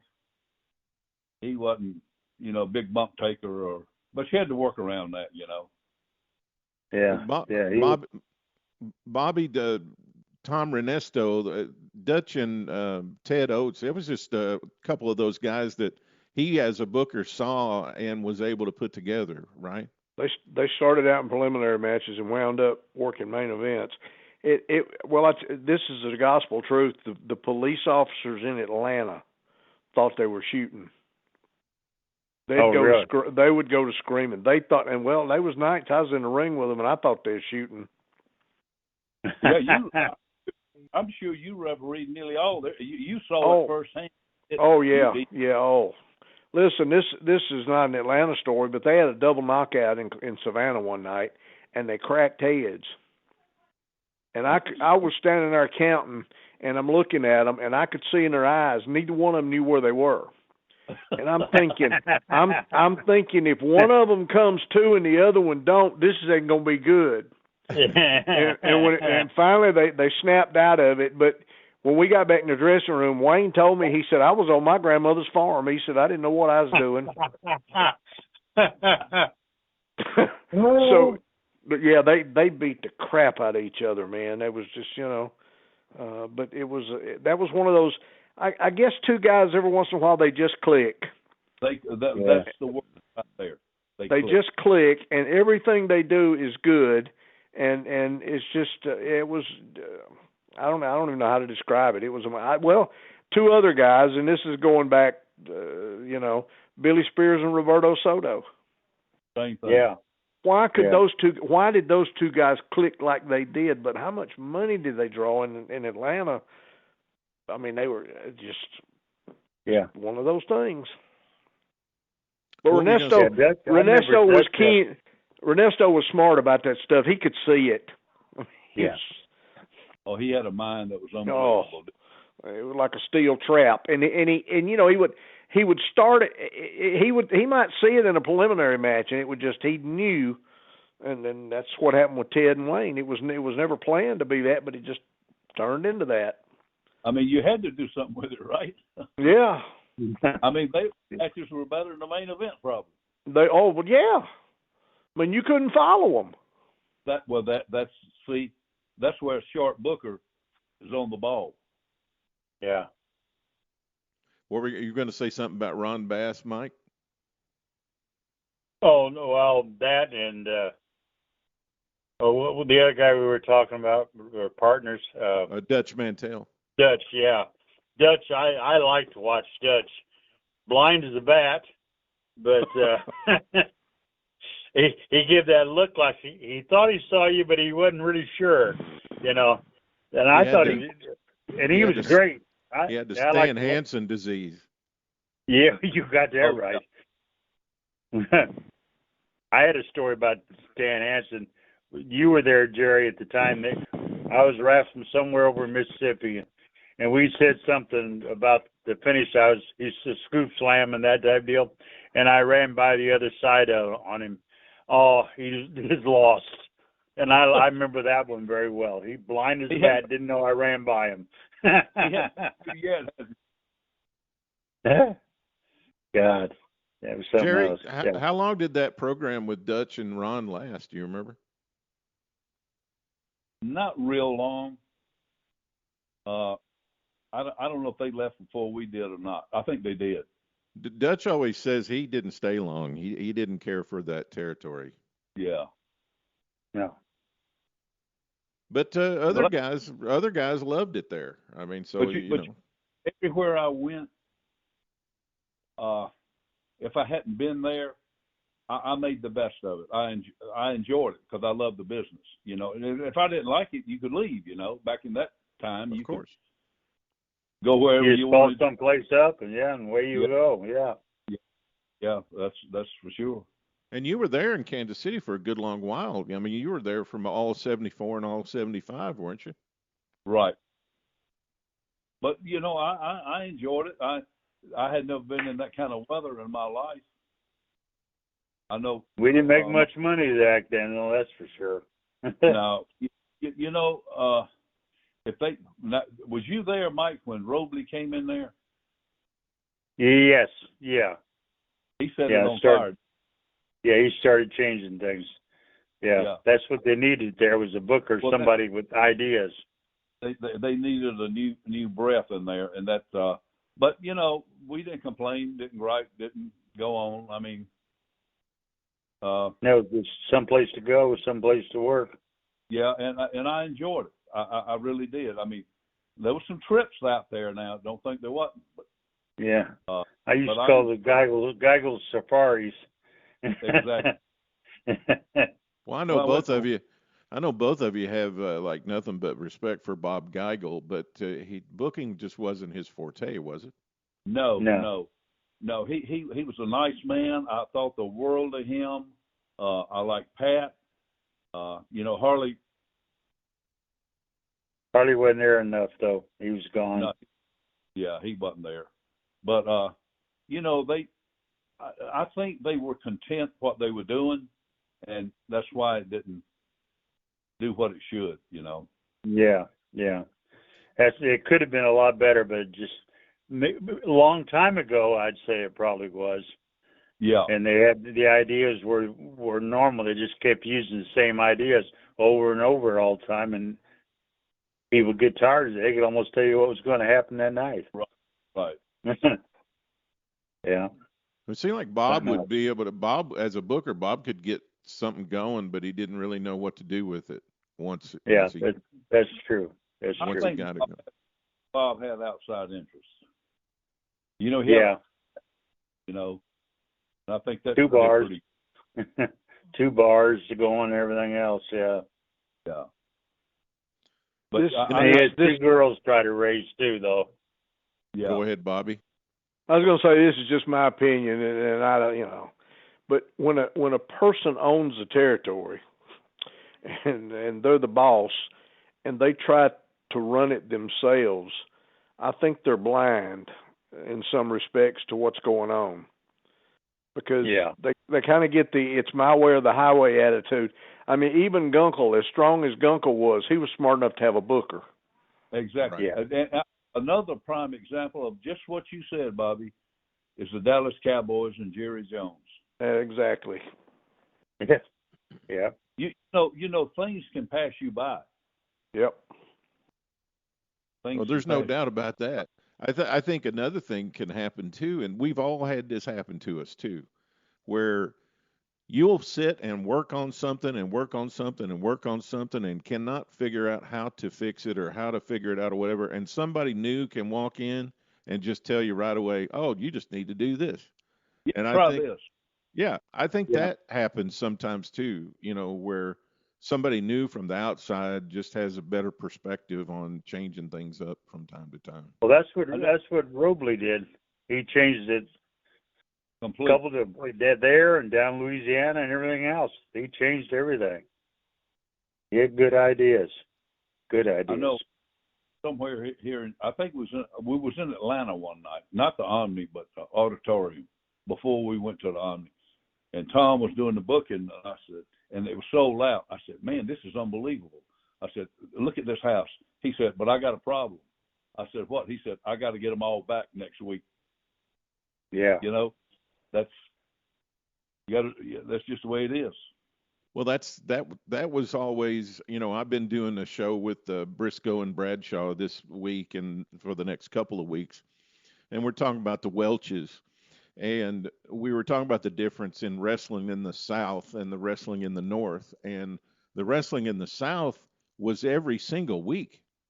I mean, you had to, and while we had auditoriums somewhere between 3,000 and 6,000 people up until we moved to buildings like the Omni, those buildings were full of 4,000, 5,000 people every single week. And you had to be good at your art to be able to do that, to your point, Jerry. I mean, you do. And I know my brother-in-law, when Leo was doing the booking here in Atlanta, Leo Garibaldi, and my brother-in-law could come up from Florida or something. He says, Leo, how do you draw all these houses? He said, I have good talent. Georgia always had good talent. Florida always was full of good talent, You got to have talent to do it with. There's no doubt about it. But you got to have a creative mind, who to put with who draws what with who, and, And what those guys' capabilities are, give them things that they can do for sure. And right. Go ahead, Mike. What were you going to say? Oh, I haven't got much. You guys have said it all right there. It's all true. You gotta find somebody with new ideas and know what he's got and what he can make it work. And every week change, do something different. Try to get those people back in that you had the week before. Not lose that many. That's the problem. Sometimes the ideas don't want to change, and that's why everything falls off. Because they don't want to change. They want to keep doing the same thing over and over again. Thanksgiving of 75 in Atlanta is the year they go to the Omni for Thanksgiving, Bobby. And it's also kind of unusual. It's before the tag team tournament. I think that starts, as we said, in 76. But one of the things that's unusual about this card on Thanksgiving in 75 is that there's a bunch of people from Vince McMahon Sr. in the territory on this card. Dean Ho and Luke Graham went to a time limit draw. Tony Charles beat Ron Garvin. Jerry Briscoe and Bob Backlund beat Dick Slater and Bob Orton Jr. I bet that was a good match. Moondog Maine beat Bobby Bold Eagle. And Chief J. Strongbow. I had a question about this. Chief J. Strongbow beat Brute Bernard. Now, did people in Atlanta, because Joe Scarpa was a huge babyface in Atlanta, did they know that's him? Sure they did. They may not have. Some of them did. The old timers they had to. But see, now you're saying that from Vince Senior, Backlund was working this territory. He was here. Yeah. I wasn't counting him. Yeah. Okay. Yeah. Strongbow, of course. Joe lived in Griffin. He had a farm in Griffin, Georgia. That was where his home was. They were. I mean, Dean Ho and Tony Gurria they had just came in, or they hadn't been here long. And of course, Luke Graham, he's from Gray, Georgia, not far from where I live. So, but he was, you look at that card, was the opening match Dean Ho and Luke Graham? Yeah, and then the other three. There's two guys that headlined Madison Square Garden. You bet. And then there's three more matches. Bobo Brazil and Ernie Ladd beat Harley Race and Ox Baker. I refereed that match. The Spoiler beat Mr. Wrestling 2 for the Georgia title. Yep. And Abdullah beat the Sheik in a cage match.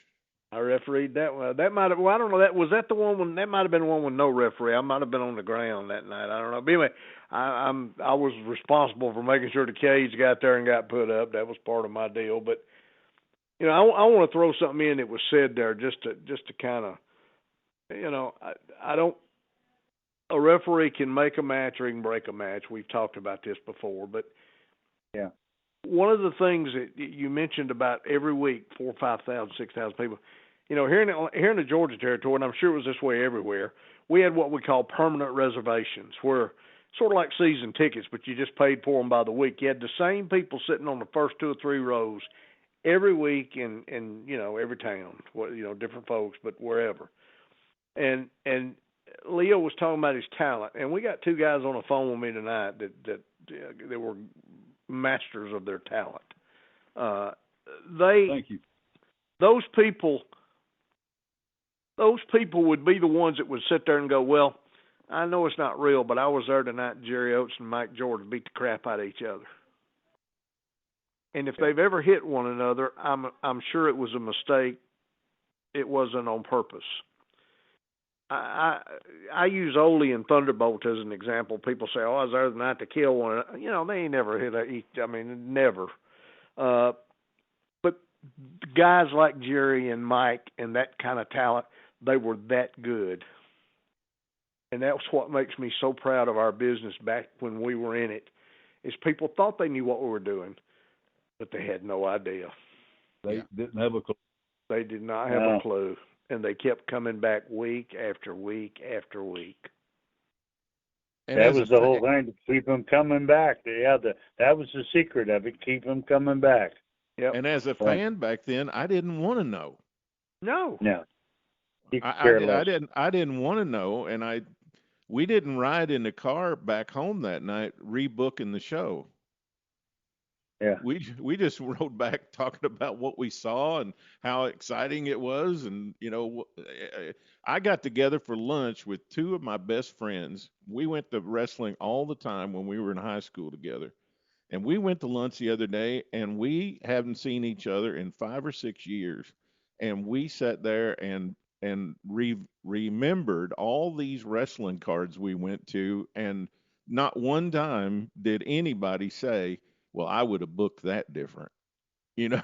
That just wasn't something that was part of our fan experience.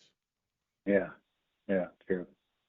But another thing that Bobby mentioned about referees, if you have a great match going, whether it's a single or a tag, if you don't have a great referee in there with you, that he knows what.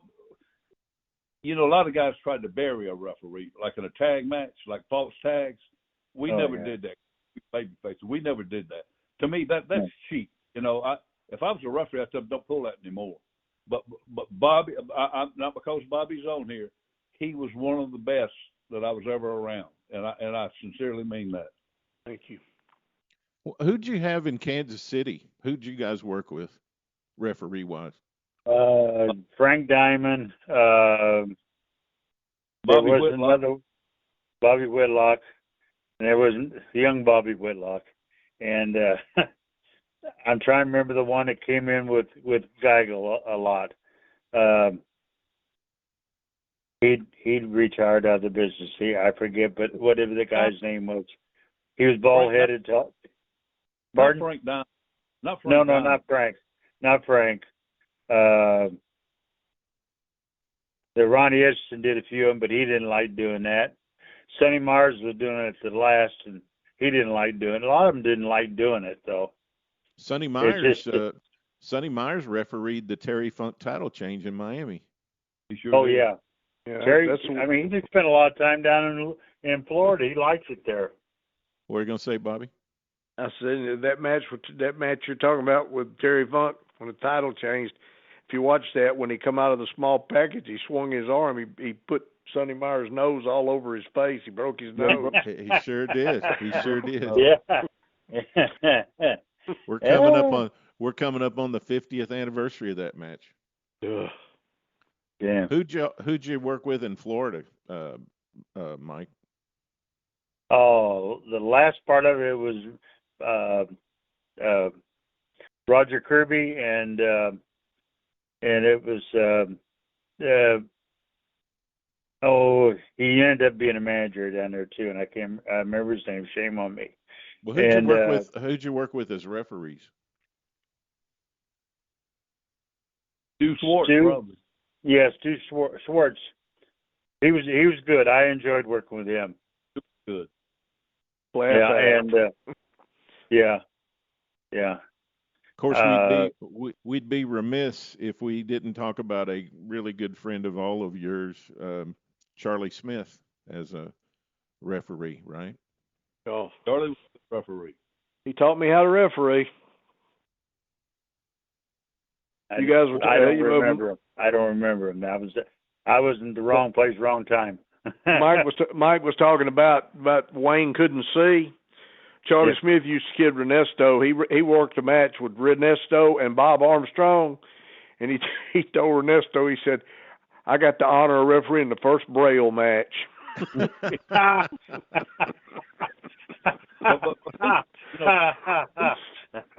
People didn't give referees credit, you know. You could be all of our rings out in Kansas City was 16-foot rings, not 18. Too small. Too small. Yeah, faster.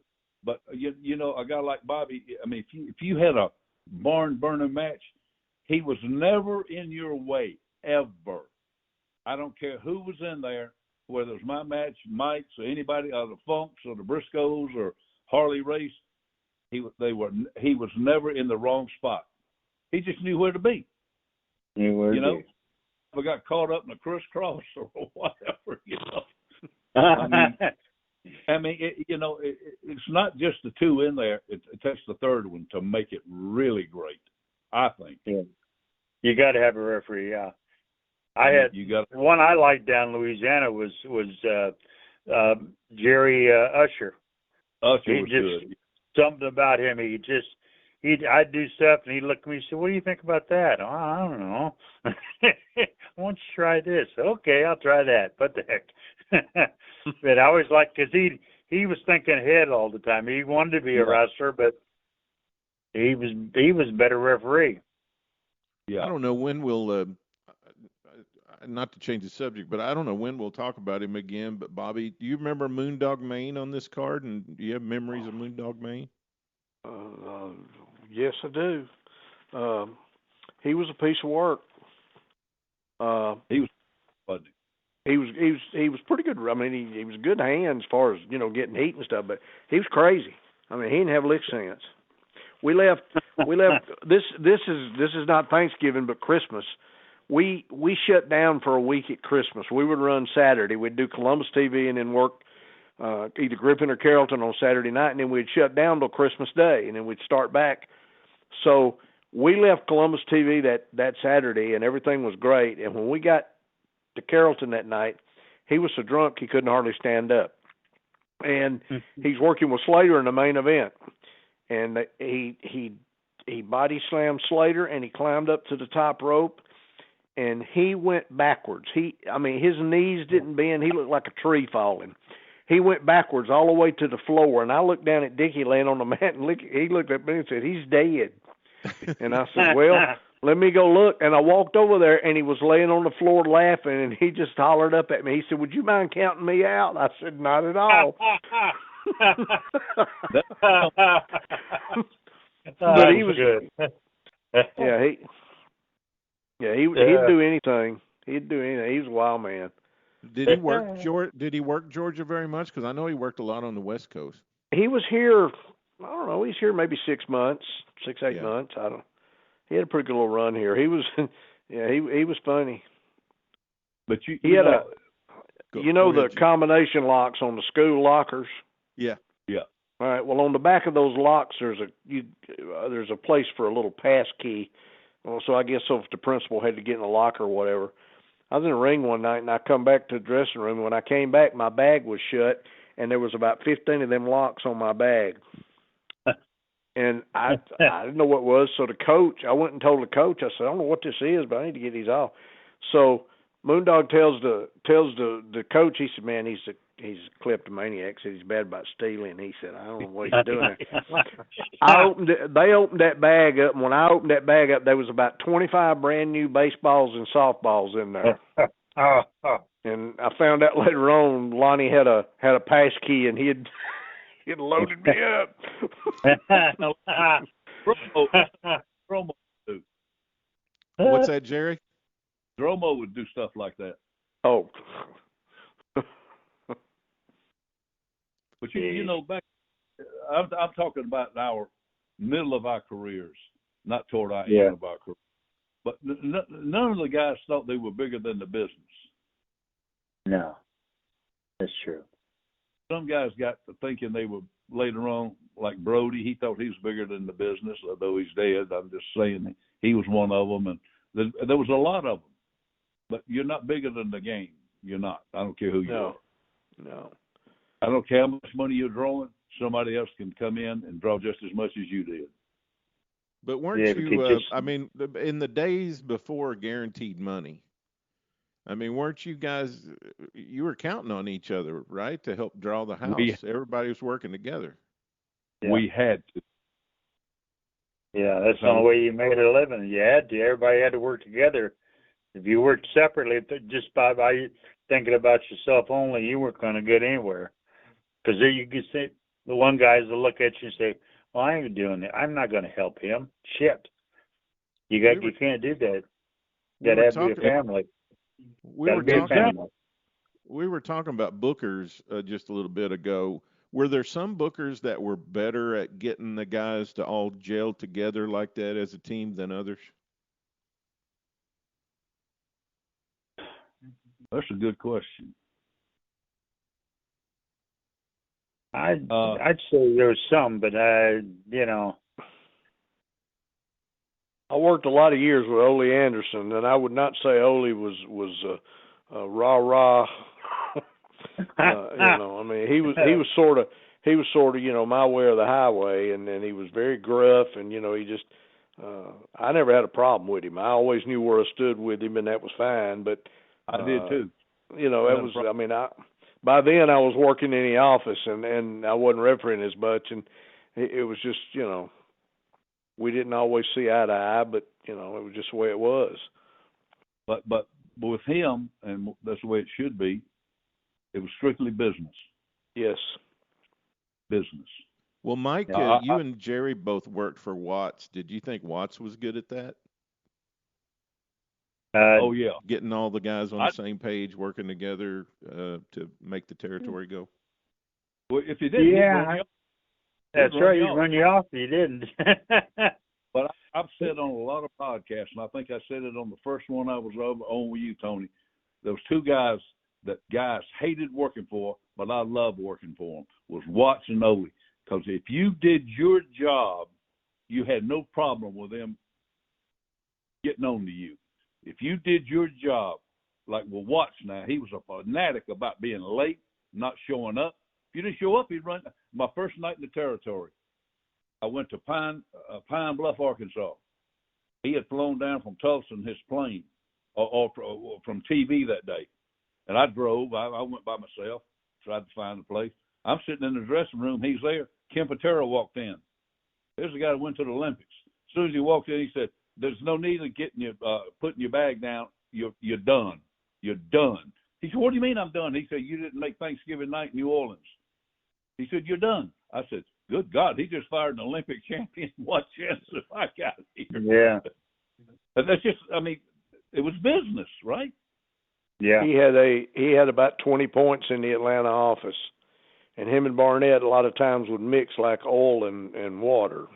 I can imagine. And you know, it was and you know, every time Ole would decide to take a sabbatical, and before we could get a new booker in, he would, you know, Jim would bring Bill in here to book for a couple of weeks.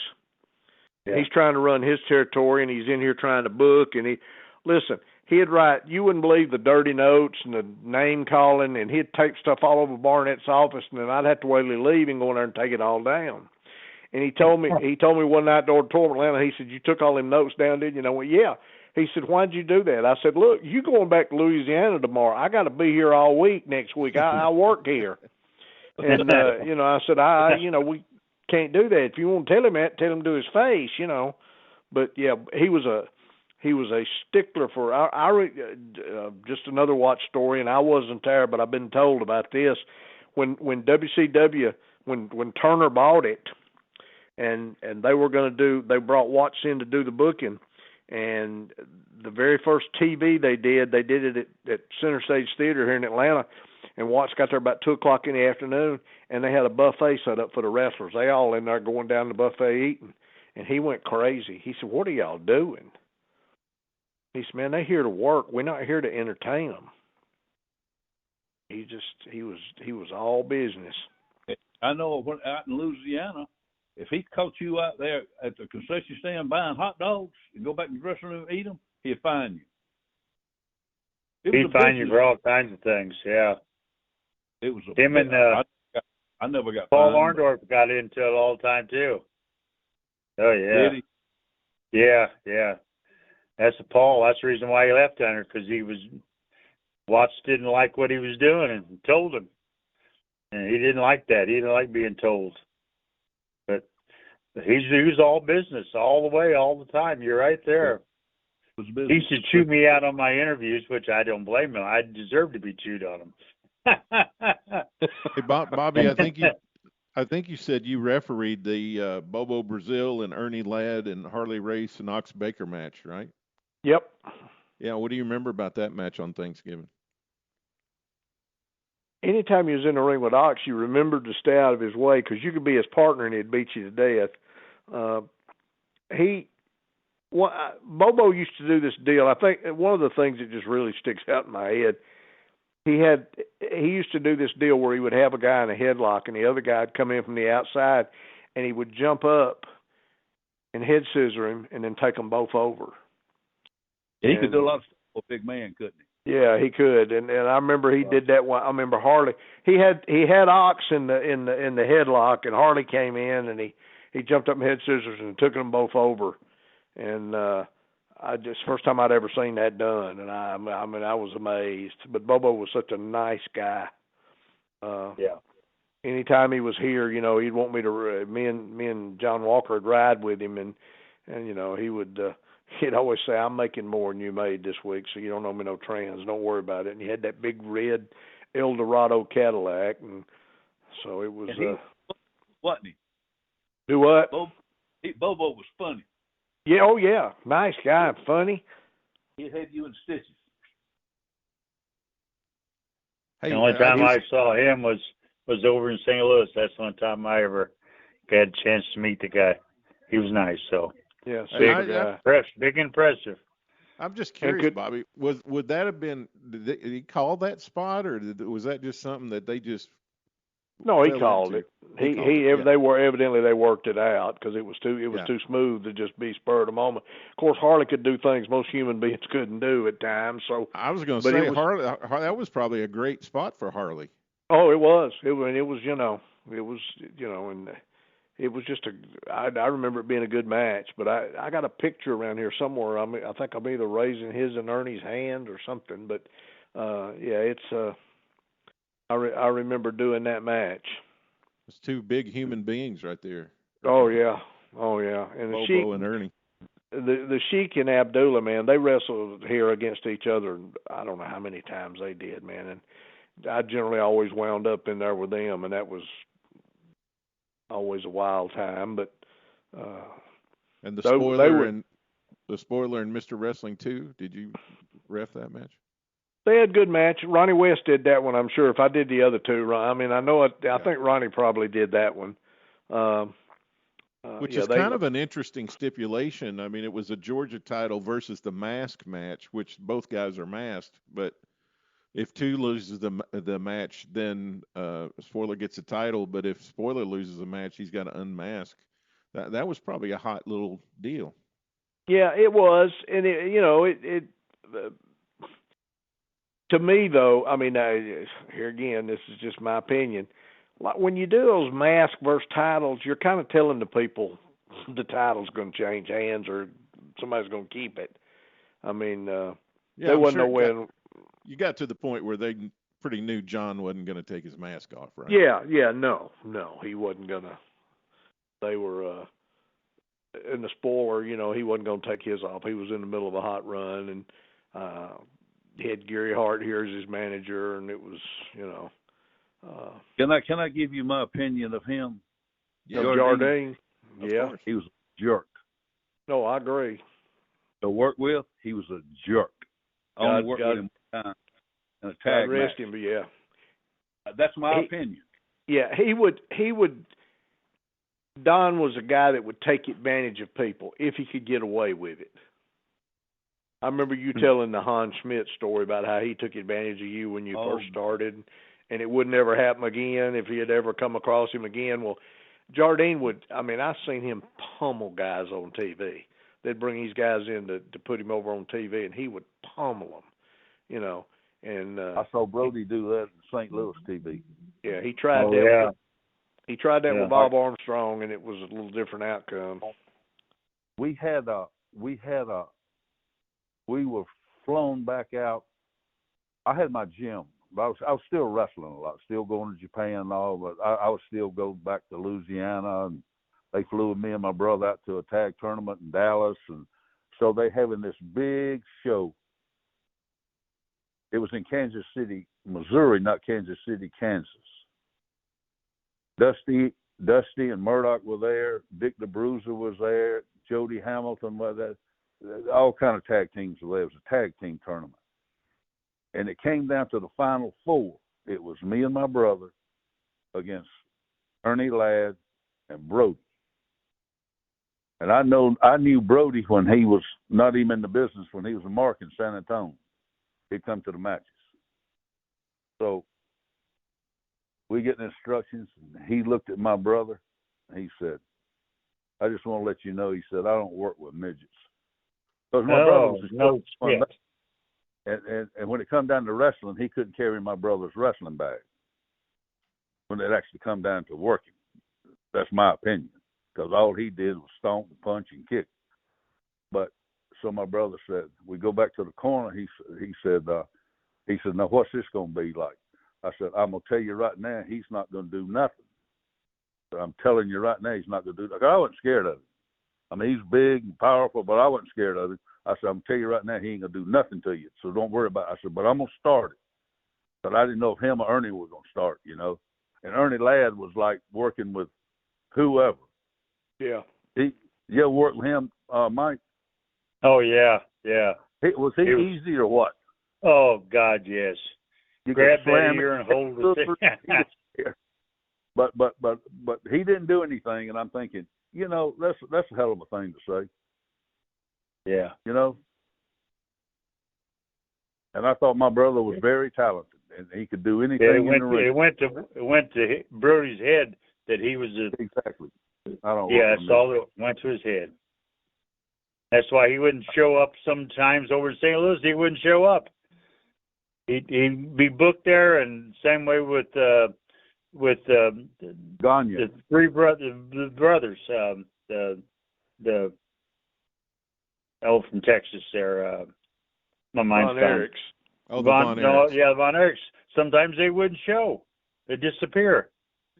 Make the spot shows. Sometimes we had a couple of them over there, and they would never make them.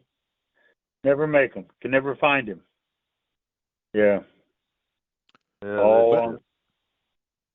Yeah. Well, let's wrap up with Jerry.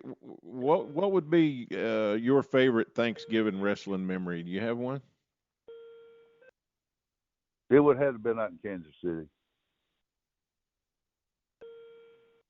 You were on a pretty good roll out there. They put the singles title on you. They put the tag team title on you 2 different times, once with Mike and once with your brother. I mean, that was a pretty good territory for you, wasn't it? Yeah, Mike, when I went out there, I was out there like 3 months before my brother got there. And Geigel, I guess Geigel didn't know my brother was coming, which didn't matter. But they teamed Mike and I up, and we had those belts out there, and my brother was mad when he got there. And I know Quincy, Illinois, Geigel come to me and he said, "You need to talk to your brother." He said, "That attitude around here ain't gonna get it." But my brother wasn't the friendliest guy anyhow, you know. I mean, he really wasn't. But you and Mike had a big feud with the interns in Rainy. Yeah. And then Mike, I think you left while we were out there, didn't you? We were there. You left first. You guys left first. Oh, okay. And then then I left again. Yeah, okay. And just disappeared from there again. Mike, what's your favorite Thanksgiving wrestling memory? When I had a chance to have dinner with my family. They wouldn't call me to come in, yeah. Because I'd have be all set and just already ate, and all of a sudden they're calling. Yeah, I think Thanksgiving, if you're going to be in the business, you need to be doing stuff. But if you're not, then it's time to just enjoy your family. Enjoy it. Yeah. Well, you only get one time at it. You got to take that long car ride from Miami all the way back to St. Joseph. So. That was a long trip. Yes, it was. Made us all the way through, too. Yeah. Bobby, what's your favorite Thanksgiving wrestling memory? You got one? They all kind of run together. I mean, I really don't have a specific wrestling memory of anything. I mean, the first night we drew, I was working in the office as well as refereeing a little bit, and the first night we drew 100,000. I mean, I can remember how ecstatic Barnett was, and when Barnett was happy, everybody was happy. That was a lot of money. A lot of money back then. And we just grand. Yeah, but you know I think Mike kind of hit it about the family stuff. You know, I mean, how many Thanksgivings did I miss and Christmases did I miss because we kept. I mean, the sports arena ticket office here in Atlanta, it was open on Christmas Day. It was open on Thanksgiving Day. I mean, we were working, and you know, I missed a lot of those things, and I say I regret it. I did it because I wanted to do it and I loved it. And if I was 16 and had the same opportunity, I'd probably pack my bag and do it again. But you do it again. But to answer that, but we forgot what we were in. We were in the entertainment business. That's exactly right. Yeah. You know, people talk about, you know, oh, yeah, we're wrestling, you know, the WWE World Wrestling Entertainment. I said, it was always entertainment. We entertain people through wrestling. Like football entertains people through football, golf, tennis, baseball, football, you know. It's all entertainment. You take people's mind away from what they going through in their own life to have a few hours of enjoyment. Somebody to like or somebody to hate. That's what they were looking for. Terry Funk said it one time, and I thought it was the most eloquent way I've ever heard it put. We were there to suspend reality for a couple of hours a week for those people. That's all entertainment is. You go to a movie, you watch TV, you go to a college football game. That's all you're thinking about. Because I love college football. I watch it all day on Saturday. I'm intrigued. I just, you know, I like to be entertained. Yep. Yeah. And I think our era did it better than anybody else. Yeah, I agree. Yeah. Well, guys, listen, I'm going to let you all get on back to your families tonight. And I really want you to know how much I appreciate you and how thankful I am for the relationships that we all share and the chance we get together every now and then and share these great memories from days gone by. So I really appreciate you guys doing this. We thank you for having us. Thanks, Tony. Yeah. Enjoyed it, man, as always. Appreciate it very much. Yeah. Appreciate it. Guys. Have a good one. Y'all have a great Thanksgiving, okay? All righty. Happy Thanksgiving, guys. Good night. Good night. Bye. Night. You know, one of the great things about being able to do this podcast and do this show about pro wrestling history is the friends and the relationships that I've been able to develop. And I've been able to spend some time this week with some very, very special friends of mine. George Schire Bobby Simmons, Jerry Oates, Mike George. I did another segment on the Briscoe and Bradshaw show this week, so I get to spend time with Jerry Briscoe and John Bradshaw Layfield. And, you know, that has made my Thanksgiving, being able to spend time with everybody that helps out here at the Pro Wrestling Time Tunnel. Great show last week with Steve Gennarelli. I got a great show coming up with Greg Klein. Got a great show coming up with Tim Deals. Dan Black is going to be here to talk Amarillo wrestling. It's just so many wonderful people that help make this show what it is. And I just get to sit here in the host chair and just enjoy the relationships, enjoy the conversation, and enjoy the connection with all of these wonderful people. We're going to have another great Florida show with Howard Baum. And then we got a special Christmas show coming up for you, much like today's Thanksgiving show. We got a great 2 weeks to end the year on that are going to be great, that I'm hoping that we can get some finalization on and we can get some things put together. But just a great, great time with some great, great people. And I'm very grateful in this season of being thankful for all of the wonderful people that are a part of this. I have a channel on Substack, and I publish a daily wrestling newsletter called the Daily Chronicle History Newsletter. Comes out every single day. It's published on our site. You have to be a subscriber in order to see it. You can be a free subscriber, or you can be a premium subscriber at $5 a month or $50 for a year if you want to save $10 on the subscription.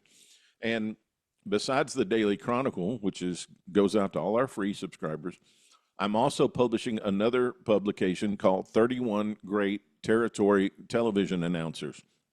And we've done 3 of those profiles so far. So we've got some more to go on that is featuring and talking about the great television announcers of the territory era. And also more premium content that only the premium subscribers get. And I'd like to thank you for doing that, all of our subscribers, all of our regular subscribers, and all of our premium subscribers. And just let you know that when you are a premium subscriber, I don't take it lightly that you're investing your money in that. And rather than buying the content I provide, I'd rather think of it as you are supporting me as a historian. And you like the work I'm doing, and you support the work I'm doing, and you want to help in some way, and you're getting something back for that help that you're providing with the premium content that I publish on Substack. We also have a YouTube channel, the Pro Wrestling Time Tunnel YouTube channel. All our previous podcasts are there in video form. You can also download our show on audio anywhere that you get podcasts. So if you get your podcast from Apple Podcast, if you get it from Stitcher, if you get it from Pocket Cast, no matter Spotify, no matter where you get it, you should be able to find it. Pro Wrestling Time Tunnel, Tony Richards, one of those 2 searches ought to be able to find our show for you. And as I said, we've got some great shows coming up. Next week, Tim Deals is going to be here. Tim is our Tennessee wrestling historian. We're going to talk about 1975, the last couple of months of 75 in the Tennessee territory, and we're going to have a special guest. Kevin McCann is going to be Tim Deals and I's special guest on our podcast next week. He has just written a book on Rowdy Red Roberts. Now, if you're not from around here and you didn't grow up in the Tennessee territory, you might not know who Rowdy Red Roberts is. But let me tell you something. It would behoove you to tune in next week, because we're going to talk to Kevin about his book, and we're going to tell you all about the life and career of Rowdy Red Roberts. Well, have a wonderful Thanksgiving, everybody. Plug in some old wrestling. Plug in some territory area wrestling. Plug in some old Starcades or some old Thanksgiving or some just your favorite television shows or whatever that you've collected over the years, favorite matches, favorite wrestlers. Spend a little bit of time in Thanksgiving with your favorite classic wrestling, and I'll meet you back here again next week for our next edition of the Pro Wrestling Time Tunnel. Remember what I always say. If you want better neighbors, be a better neighbor. So long, everybody. This is Tony Richards saying bye-bye and happy Thanksgiving from the Bluegrass State. Thanks for tuning in to the Pro Wrestling Time Tunnel Podcast. Tune in for another great episode next week, interviewing wrestlers, referees, and media personalities that have made the sport of professional wrestling great. We'll release a new episode soon. Don't you dare miss it.